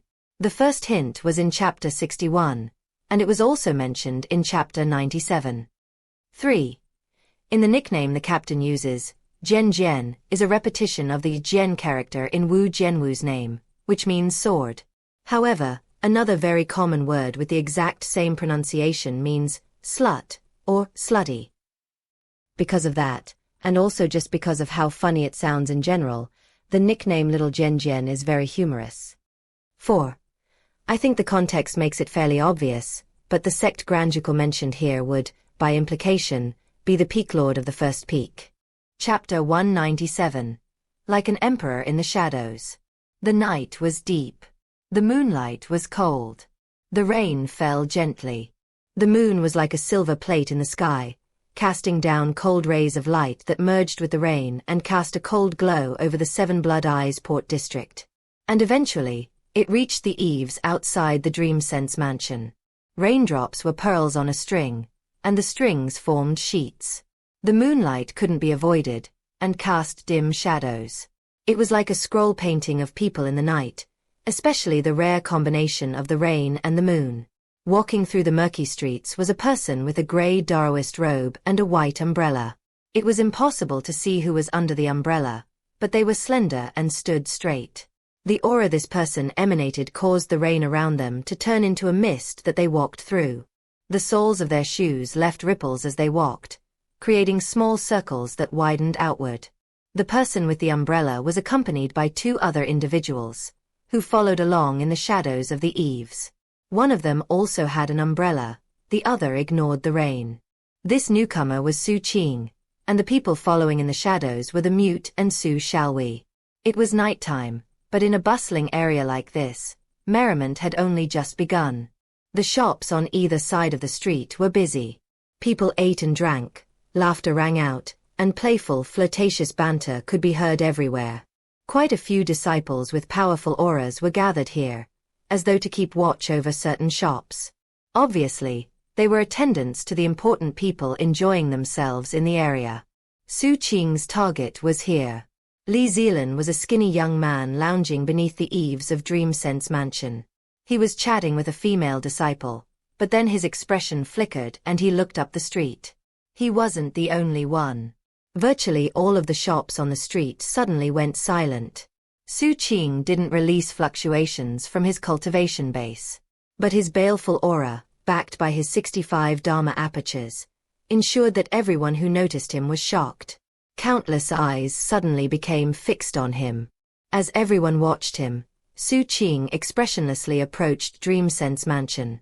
As he did, a window on the second floor opened, and an anaconda stuck her head out. She made a few happy cooing sounds, which prompted Xu Qing to tilt the umbrella to the side and look up. He smiled. That smile caused the anaconda to cut short her cooing. Her body suddenly seemed to go a bit limp, and she was about to slide all the way out of the window when the old innkeeper grabbed her. At the same time, he cast an angry, wary glance at Xu Qing. Xu Qing looked away from them to the trembling Li Zilan standing beneath the eaves of Dreamsense Mansion. Li Zilan was bursting with anxiety. He was panting so hard he could barely breathe, and his eyes stung as he looked at Xu Qing. It seemed like he was looking at a god, around whom the very air distorted. It was like this person was a massive vortex, slowly spinning and spinning as it prepared to devour him. Li Zilan's terror and astonishment were so intense that he felt himself going mad. He shook violently, and his flesh and blood were screaming at him that he was in incredible danger. That was because he didn't just recognize Xu Qing. He also realized that Xu Xiaohui was with him, her eyes burning with hatred. Xu Xiaohui had been there 3 months ago when he cut down that lackey Zhou Qingping. Later, he had come to realize someone was investigating Zhou Qingping's death. After asking around, he found out it was Xu Xiaohui, the same girl who had stood around as helpless as a wounded deer when her friend was killed. To Li Zilan, people who were so weak he could kill them with a single slap weren't even worth paying attention to. However, seeing that Xu Xiaohui was so intent on her investigation, he pretended to help, then had some fun with her. Afterward, he found her disgusting and drove her away. But right now, he was trembling to his core. Everyone in the sect knew who Xu Qing was. Back when Li Zilan killed Zhou Qingping, he knew that Zhou Qingping had joined the sect on the same day as Xu Qing. But in Seven Blood Eyes, that kind of thing wasn't important. Disciples were venomous bugs in a jar, and didn't bother developing friendships. Even now, Li Zilan had trouble believing this was really happening. In fact, he was trying to convince himself that Xu Qing had come here for some other reason. Trembling, he clasped hands in greeting. Well met. Sect Uncle Xu. Is that him? Xu Qing asked, looking over at the mute and Xu Xiaohui. The mute nodded. Xu Xiaohui ground her teeth as she looked hatefully at Li Zilan. The moment she'd seen his name in that jade slip, she realized how much of a fool she'd been. She nodded her head angrily. Upon seeing that, Li Zilan's heart started pounding, and he instinctively started backing up. "My lord, help. Before he could say anything else, a black iron skewer shot from Xu Qing into his neck. The power of lightning within it instantly destroyed Li Zilan's soul, and cracks spread out over his skin, like his body was about to collapse. The power of the iron skewer seemed to provoke lighting from the sky. In the blink of an eye, a massive lightning bolt shot down, like a silver snake, to smash into Li Zilan's corpse. A boom rang out, and the body exploded, becoming countless chunks of charred, smoking flesh, which landed hissing onto the rain-soaked street. It was an absolutely shocking scene that caused waves of astonishment to fill the hearts of all onlookers. It was a given that a Foundation establishment cultivator would be able to kill a Qi condensation disciple with ease. But Xu Qing's methods were simply spectacular. He actually caused lightning to fall from heaven, and that was enough to leave everyone stupefied. The skewer flew back to Xu Qing and hovered behind him, blending into the shadows. That also caused the onlookers to tremble. As silence prevailed, Xu Qing prepared to leave. However, it was at that moment that a quizzical voice emerged from the second-floor window that Linger had opened. "Aya, little Gen. Wasn't that guy one of your attendants? And wasn't he just calling for help?" The voice belonged to the captain. When Xu Qing looked at the anaconda and the innkeeper earlier, he had noticed the two familiar individuals inside the private dining room. Inclining his head, he looked through the window. Inside the private room, First Peak chosen Wu Jianwu was looking at the captain, who was smiling enigmatically. After a short moment of silence, Wu Jianwu snorted coldly, then flicked his sleeve. Life flame fluctuations rolled out from him, filling the area. "Woo-hoo!" the captain shouted. In Wu Jianwu's opinion, the captain was an idiot, and he didn't like wasting time talking to idiots. Therefore, without sparing a glance for the captain, he walked toward the window, his expression deeply grim. By the time he reached the window, his cultivation base fluctuations were rolling out wildly. As lightning crashed above, countless bronze swords appeared in the clouds overhead, and all of them were pointing down. It seemed almost like heaven itself was furious. And as Wu Jianwu stood there, explosive killing intent building within him, he looked down at Xu Qing. "Why did you kill my attendant?" he asked arrogantly. His dramatic display of energy plus his grim expression made him seem exactly like what everyone expected a chosen to be. His words boomed like thunder, filling the entire area. At the same time, the countless bronze swords flickered with brilliant light. Everyone in the area was deeply shaken. In fact, many people started leaving. They had the feeling that a monumental fight was about to take place. After all, Xu Qing had killed Wu Jianwu's attendant right on the street, and that could be considered a slap in the face to Wu Jianwu. Besides, everyone knew that First Peak disciples cared a lot about face, and would never rest to avenge slights. Meanwhile, inside the private dining room, the anaconda's eyes glittered as she looked at Wu Jianwu. It seemed as if she wanted to thrash him. However, the old innkeeper kept his arms wrapped tight around her. At the same time, the old man was actually feeling very pleased, and was thinking, "Oh, Xu Qing, what are you going to do now?" The First Peak watches out for their own.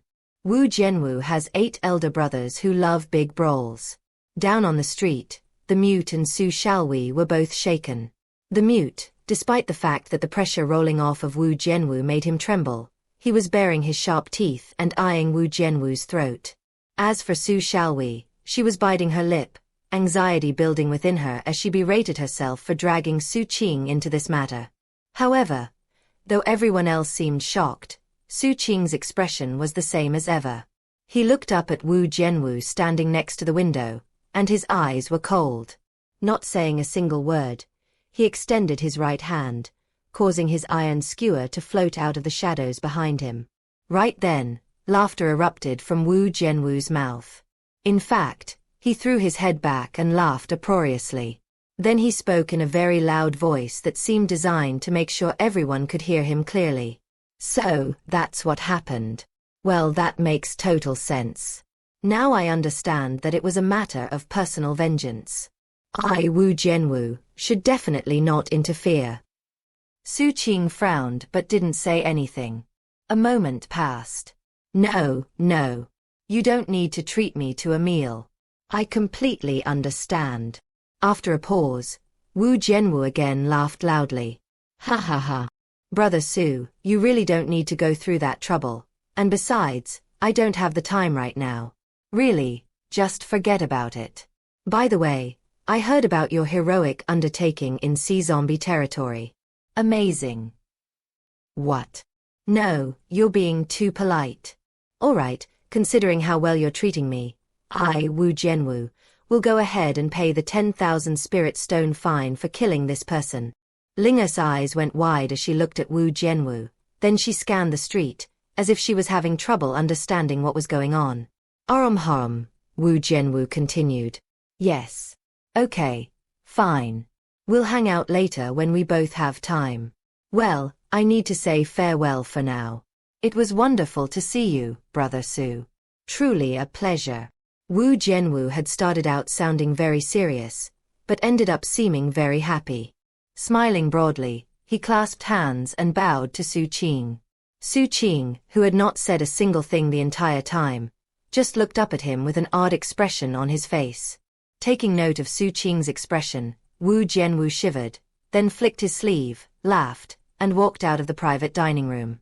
As he flew off into the lightning and rain, he looked exactly like an immortal from a beautiful painting. Surpass mortal life and be refined. I'll become an immortal and surpass mankind. Surrounded by thrumming bronze swords, he disappeared off into the distance. Chapter 198. No, I'll take the blame. When he was far enough away that no one could see him, Wu Jianwu shivered. His face went pale, and his eyes flickered with astonishment. Sweat pouring down his forehead, he took a very deep breath. What happened? 2 flames. That fiendish killer was terrible enough before. Now that he has 2 life flames, he'd definitely be able to kill me if I ran into him outside the sect. Heart pounding, he came to the conclusion that he definitely couldn't leave the sect for the next few months. Thanks to my quick wits, I managed to give him a lot of face. I even paid the fine for him. He's a reasonable person, right? Next time we run into each other, he won't try to kill me. Will he? Ah, what a headache. No. I'm not going out of my mansion grotto until I have 2 life flames. Meanwhile, back outside Dreamsense Mansion, Xu Qing stood in the rain, a strange look on his face. The mute was completely taken aback, and Su Xiaowei looked dumbfounded. Linger blinked suspiciously, and the old innkeeper seemed speechless. These people were right at the epicenter of the event, and all of them knew that Xu Qing hadn't said a single thing. He had only taken a ready stance, and then Wu Jianwu had suddenly started spouting all sorts of balderdash. Combined with his laughter and loud voice, it had almost seemed like he was exchanging voice messages with Xu Qing. And apparently it had involved an invitation to dinner. It was also convincing that anyone who simply overheard Wu Jianwu would think it was all a real conversation, would come to the conclusion that Wu Jianwu really admired Xu Qing, and would believe that the 2 of them were good friends who respected each other a lot. Furthermore, it seemed that because Wu Jianwu had refused Xu Qing's invitation repeatedly, Wu Jianwu had felt obligated to pay the fine for killing an off-peak disciple. A loud crunch broke the silence as the captain got to his feet, munching his apple as he walked over to the window, where he looked down at Xu Qing and blinked a few times. Very impressive acting. Little Gen. I admit I'm surprised. Xu Qing looked up and noticed that the captain had all 4 of his limbs intact. An odd look appeared in Xu Qing's eyes. The captain had recovered very quickly this time. But considering how quickly he'd regrown his lost limbs, Xu Qing had to guess that he didn't use a cultivation technique or medicinal pill, but rather some Gruish ability. Meanwhile, Linger took advantage of the innkeeper's shocked state to wriggle out of his grasp, slither out of the window, and approach Xu Qing. Xu Qing's eyes narrowed briefly, but then he saw the snake's eyes, and they seemed familiar, as if they'd met before. Those eyes did not contain any killing intent, but rather, pure happiness. Coo. Coo. Looking very happy, the snake shrank down, becoming much more slender, and turning into a snow-white color. Wrapping around Xu Qing's arm, she looked at him with wide, adorable eyes. 1. Coo. Coo. Coo. Coo coo. When the innkeeper saw what was happening, his heart sank, and he was about to start scolding the snake. But then Xu Qing looked up at him with cold eyes. The innkeeper shivered and thought back to the time Xu Qing had almost killed him. Feeling both grief and indignation, he realized that whenever a girl had to pick between her sweetheart and her father, who had spent so much blood, sweat, and tears raising her, she would usually pick the former. His heart sank further. No. I won't compromise. That brat is no good. He's definitely not the right match for Linger. Mind racing, he suddenly raised his voice and said, Coo. Coo. He didn't dare to speak the language of humans, and instead spoke Linger's language. He had just told her that if she wanted to be with Xu Qing forever, she had to be able to shape change permanently. And if she wanted to do that, She needed to reach Foundation establishment. Thus, they needed to go. Linga obviously didn't want to leave Xu Qing. But after circling around his arm softly once more, she dropped to the ground and raced back to the old innkeeper. The innkeeper breathed a sigh of relief. Feeling very pleased with himself, he hurried away.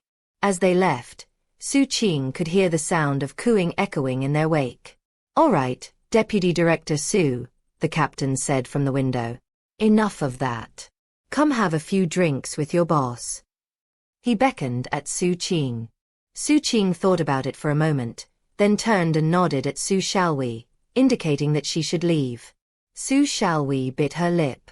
Heart full of gratitude, she dropped to her knees in the rain and kowtowed to Xu Qing, knocking her forehead against the ground. Then she left. The mute didn't leave. He walked over and squatted outside of Dreamsense Mansion in the same spot where Li Zilan had been. Xu Qing didn't say anything. In a flash, he shot through the window and into the private dining room, where he took a seat at the table. Back when the captain had returned, there were certain things he'd wanted to ask about the captain's bedraggled state, but hadn't because of Zhong San's presence. "Captain, why did the statue's nose explode?" he asked, sounding very serious. He felt like he absolutely had to ask this question. If he didn't, then given the captain's suspicious personality, he definitely wouldn't be able to feel at ease. And of course, Xu Qing wanted the captain to feel at ease. "You don't know," the captain said, taking a bite of an apple and grinning at Xu Qing. Looking surprised, Xu Qing shook his head. "Come on, my deputy director. Don't forget that I taught you all your acting skills. We both know exactly why the statue's nose exploded. You can't fool me." Having finished his apple, the captain took out a pear and bit into it. "This time I'll take the blame," the captain continued, looking very mysterious and solemn. "After all, I am your boss. I won't even charge you spirit stones for it. I only have 2 requirements." Xu Qing frowned, looking a bit hesitant. Seeing that, the captain took out another pear and tossed it to Xu Qing. "Allow me to explain. It's that reason." "Yeah, I saw it all with my own eyes." He sighed. "Whatever. Let me explain my 2 requirements. What's the first?" Sounding very grave, he continued.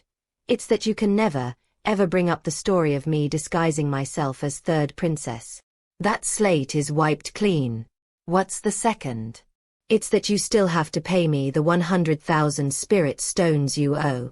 If you agree to those stipulations, then I'll take the blame for you for the sea zombie incident." The captain inhaled deeply, then bit the pear in half and looked closely at Xu Qing to see his reaction. Xu Qing sat there quietly for a moment, then shook his head. "Since it was my fault, I'll just announce it publicly. I'll tell everyone that I did it. I should be the number 1 on the bounty list. I was the mastermind behind the zombie ancestor statue incident. As for you, Captain, you were simply an accomplice." Having said that, Xu Qing stood to leave. All of a sudden, the captain looked nervous. Obviously he felt proud of being the mastermind, and in his attempt to blackmail Xu Qing, had made a fool of himself in trying to be clever. Clearing his throat, he chuckled and said, "Ah, look at you. You're so serious. I was just joking around. I was responsible for everything. I was the mastermind. And there's nobody who can take that away from me." "No, it was me," Xu Qing said, sounding very serious. "It wasn't you. It was me." The captain now sounded even more anxious. "No, it wasn't. It was me." Xu Qing stared at the captain. Sounding incomparably serious, the captain said, "Xu Qing, I have to give you some constructive criticism here. I'm stating very plainly that it wasn't you. Therefore, it wasn't. It was me." Xu Qing suddenly looked uncertain. "It really was you?" "Of course it was me. I ate Join's flesh, then took a bite of the statue. The power of Join's flesh erupted, creating a chain reaction within the divine likeness that resulted in the explosion. It was a reaction to the godliness. After I got back, I read through some of the ancient records, and found that both Join and the sea zombies share some common ancestry. That's clearly why her aura provoked a reaction from the zombie ancestor statue. Xu Qing looked stunned. After some thought, he nodded. But then he looked hesitant, and was about to ask another question, when the captain rose and laughed heartily. Sorry, little junior brother, but I have another matter to attend to. I'll see myself out. Don't think too much about this. The whole thing really was my fault. AI. There's so much to handle at work. I really wish it wasn't like this. By the way, it won't be long now before I'll get the information I need about that big plan I mentioned. Then I can explain everything. The captain hurried out of the private dining room. Once he was down on the street, he pulled out another apple, took a bite, then sighed. It seems like it really wasn't the brat who did it. So, was I actually the one at fault? Yeah, I guess it was me. It seemed reasonable, and the captain actually felt wonderful about that. After all, as the boss, it made sense that he would be the mastermind. Back in the private dining room, Xu Qing breathed a sigh of relief. At long last, he felt he could rest at ease. After all that, I doubt the captain will suspect me. Feeling satisfied with how everything ended up, he left Dreamsense Mansion and headed back to his berth. There, he worked on his cultivation and waited in anticipation to hear about the captain's big plan. A month passed. During that time, the war with the sea zombies reached a critical point. Countless species were watching, because, after occupying those 3 fortified islands, there was nothing blocking Seven Blood Eye's path to the sea zombies' ancestral land. And thus began a general offensive to take the main island. Meanwhile, Harbor 170 SAXS Museum finally opened for business. Zhong San did a spectacular job of fusing together the 2 pieces of the nose, to the point where it was almost impossible to tell that they weren't one unified nose. He had also added 2 ever-burning flames to the exhibit. And the Patriarch's calligraphy hung over it all. The opening of the museum caused a big stir in the sect. Out on the battlefield, the Patriarch and all the other top members of the sect were very supportive. It also caused a commotion among surrounding peoples on the sea, many of whom couldn't wait to come see the exhibit. Harbor 176 was soon busier than it had ever been. People poured in from everywhere. And just as Zhong San had said, they didn't need to worry about guarding the museum. The sect handled that for them. The Gold Core elders who remained behind in the sect had received orders from the Patriarch himself to keep the museum safe. Also, the reward for Xu Qing and Chen Erniu was finally announced by the Patriarch. Chen Erniu and Xu Qing will serve as envoy disciples of Seven Blood Eyes. Chen Erniu will be promoted within the echelon. And Xu Qing is hereby added to the echelon. They will both be allowed to summon a projection of the sect's magical treasure 3 times. Both will be given a destined opportunity for Gold Core, after the war is over. The above items are the first part of the reward. Further aspects of the reward will be discussed after the war. The entire sect was abuzz, firstly, because of the mention of the echelon. The other was because of the use of the term, envoy disciple. Truth be told, no one in Seven Blood Eyes had any idea what an envoy disciple was. That was because, up to this point, there had never been any envoy disciples in Seven Blood Eyes. Soon enough, people came to know what envoy disciples were. Xu Qing and the captain were assigned the task of representing the 7 Peak Lords in receiving and entertaining visitors who came to see the zombie ancestor's nose. 1. I'm fairly certain this is the first time in the story that Linger is described as being the color white in her snake form. The fact that a white snake is interested in Xu Qing is interesting/relevant because there's a famous Chinese story called Legend of the White Snake, centered around a romance between a man named Su Xian, same surname as Xu Qing, and a snake spirit. It's not to say that Legend of the White Snake will be mirrored in this story, but it is interesting to ponder whether the author intentionally took inspiration from the legend, or not. Chapter 199. A drama featuring 2 phoenixes. The so-called envoy disciples were basically outward-facing representatives of Seven Blood Eyes. When non-humans came to visit Seven Blood Eyes, they would interact with Xu Qing and the captain, and in turn, that would remind them of how badly the sea zombies had lost face thanks to those two. And thanks to the museum, many non-humans were coming to visit. As a result, Xu Qing and the captain were both very busy. At the moment, Xu Qing stood at the entrance of Harbor 176, awaiting a group of non-humans as evening deepened. Thanks to the glow of the setting sun, his unusually attractive face was clearly visible. As the sea breeze blew, his hair drifted like a black waterfall, concealing the coldness and irritation in his eyes.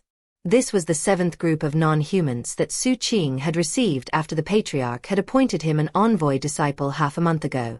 He still wasn't used to it, and in fact, he simply hated this kind of assignment.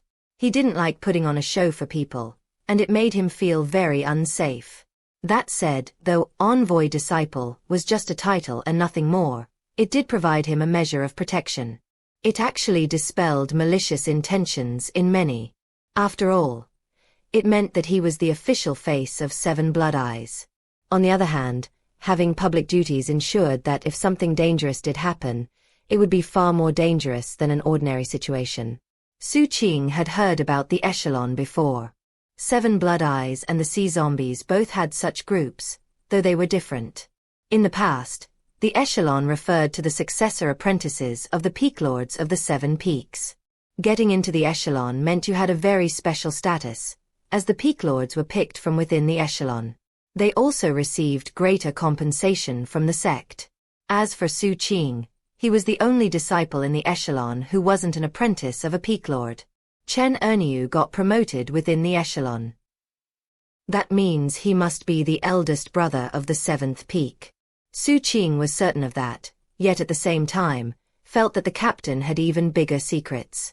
Given that, Xu Qing felt like he didn't have any options. There was no way he could refuse the Patriarch's assignment.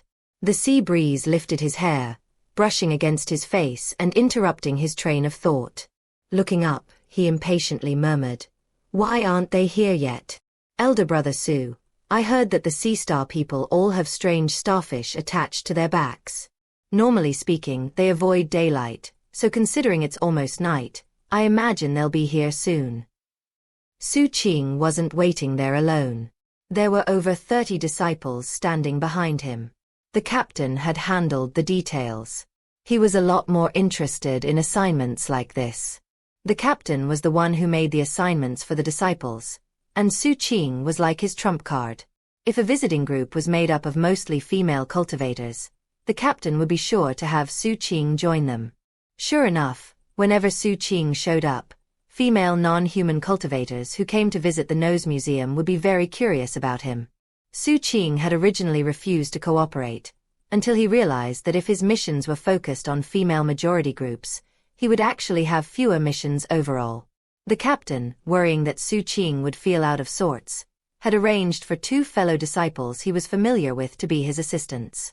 One of them was the person who had just spoken, Gu Muqing. 1. Gu Muqing had a soft voice, and her refined, delicate good looks made her seem like a stunning lotus in a vase. She had a faint smile and an immature, energetic air to her.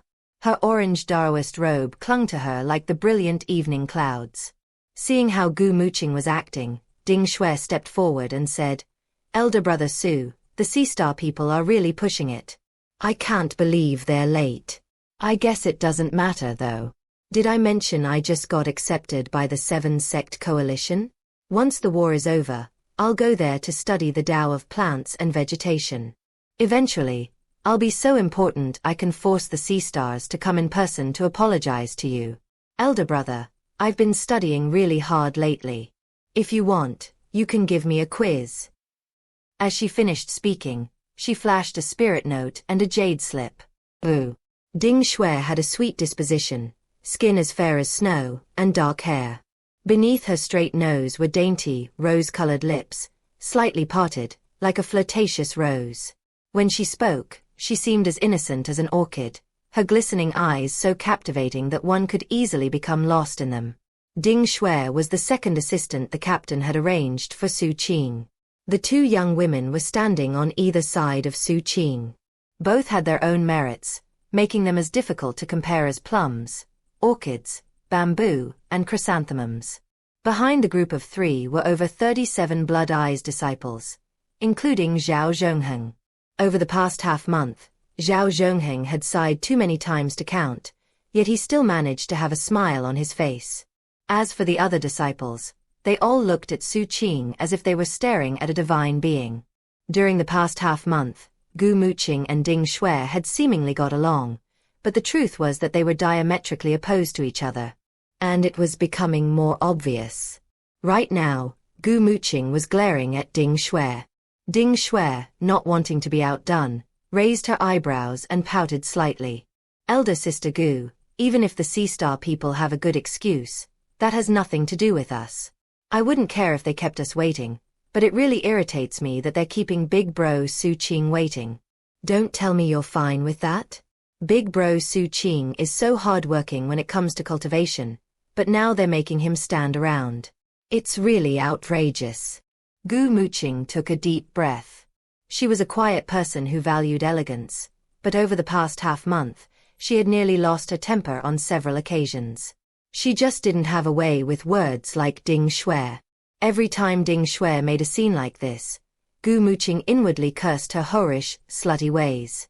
Ding Xue, why are you always calling me elder sister? I'm only 17 years old. Might I ask how old you are? Ding Xue's eyes turned red, and she bowed her head. I'm sorry, elder sister, she said quietly. I'm just not good with words. If I said something to offend you, elder sister, it was purely an accident. I'm just really worried about Big Bro Xu Qing. Veins bulged on Gu Muqing's forehead, and she struggled to control her breathing. Meanwhile, the disciples behind them could hear everything they were saying, and many of them were now looking at Ding Xue with deep admiration. As always, Ding Xue came out on top. Xu Qing glanced curiously at Ding Xue, then Gu Muqing. Then he ignored them. His time spent with them recently had been very strange, and he'd come to the conclusion that they just didn't get along when on assignments together. He was about to say something when, all of a sudden, a deep rumbling sound could be heard from out at sea. Looking out into the evening, Xu Qing saw that there were now waves rolling out across the previously tranquil water.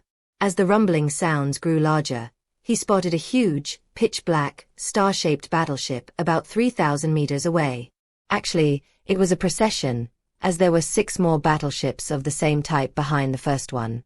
As they emanated shocking pressure in all directions, the 7 huge eyes on the mountain peaks glittered with red light, as if inspecting them.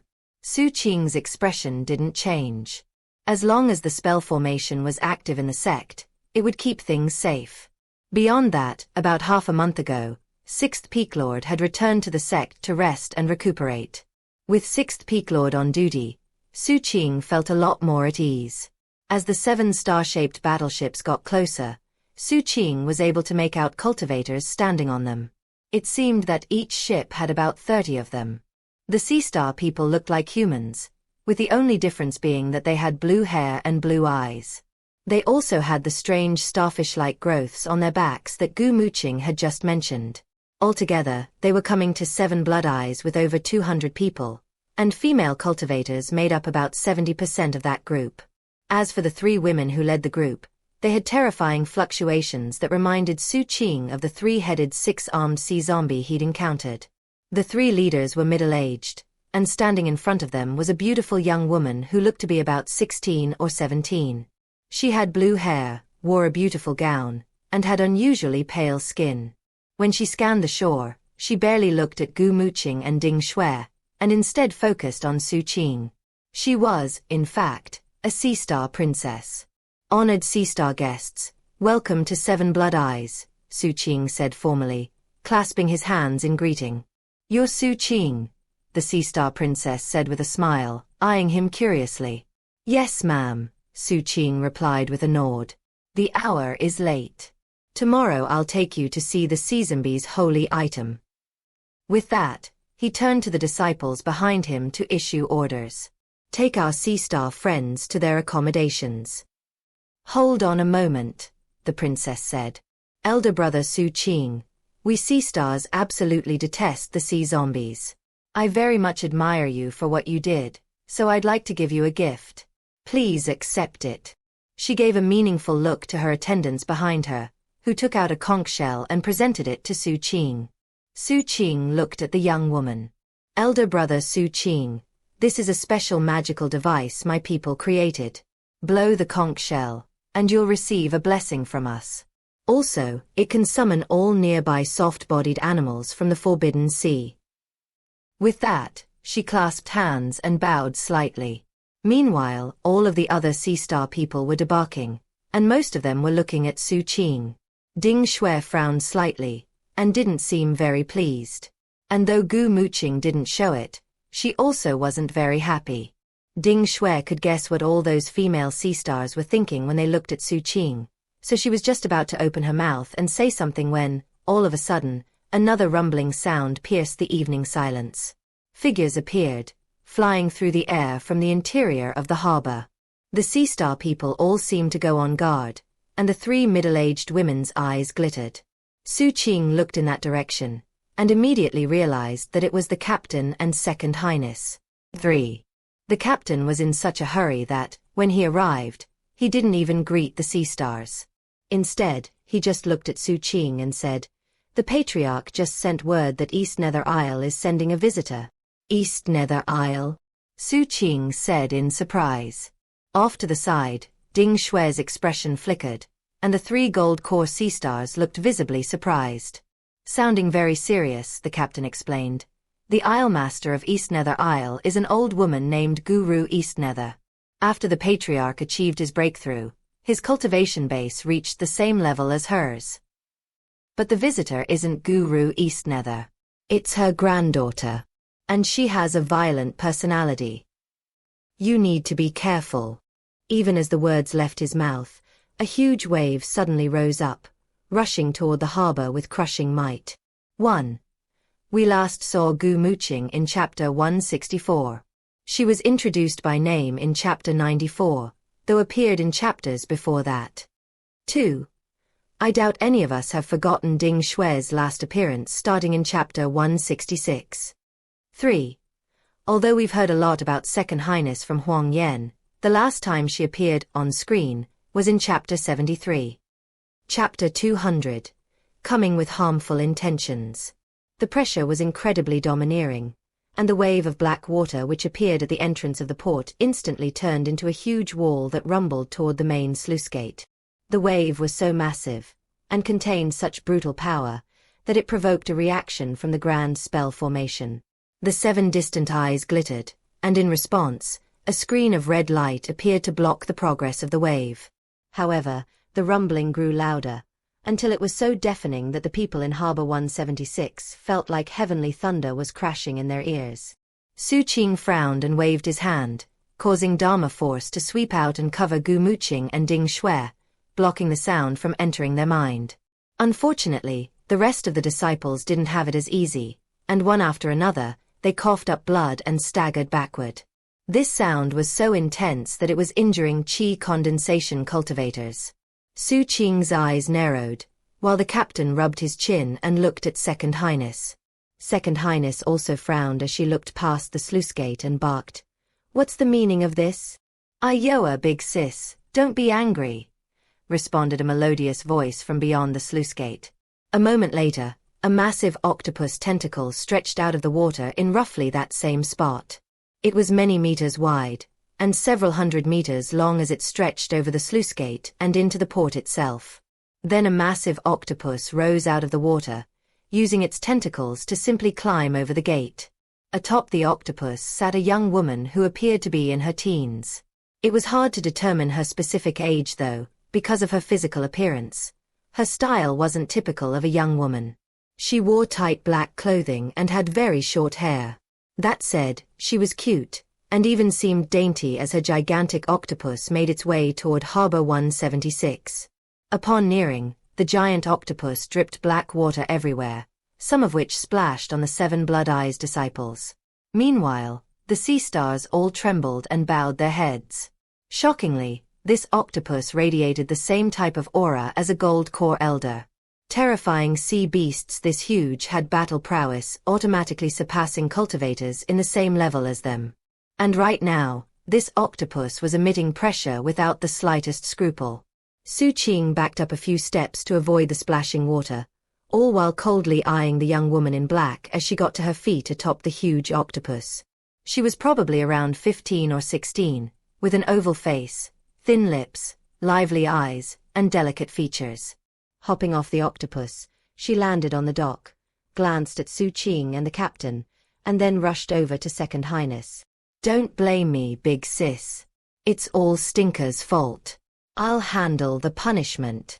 As the words left her mouth, the young woman waved her hand, causing a host of sharp black spikes to appear in the air and then shoot toward her own octopus, pulsing with astonishing energy.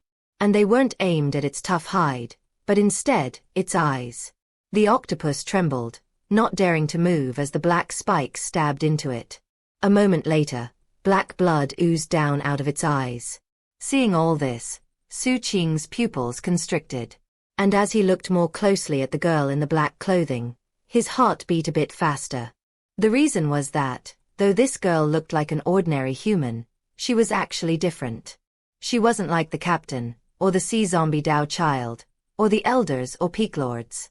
She seemed much more pure. It was a purity that Xu Qing understood very clearly, and it was why his heart was suddenly racing. She doesn't have any mutagen in her. It was the first time Xu Qing had ever encountered any other cultivator who lacked mutagen. She was so pure she seemed like the daughter of a god. What was more, Xu Qing could just barely make out the evidence that she had many more than 100 Dharma apertures open. She hadn't quite reached the level of 120. Rather, she had 104 of them open. What was more, she was clearly continuing to open more and more of them, and it didn't seem like she would stop at 120. It was entirely possible she would go past that level. That in itself was no shock to Xu Qing, as he had previously come to the realization that 120 wasn't the final limit. Frowning in irritation, Second Highness said, "Yen, this is 7 blood eyes. You." Okay, Yen said sweetly, slipping her arms around Second Highness' arm. "My bad, big sis." Clearly, Yen was close to the Second Highness. Shaking her head, Second Highness looked at the captain.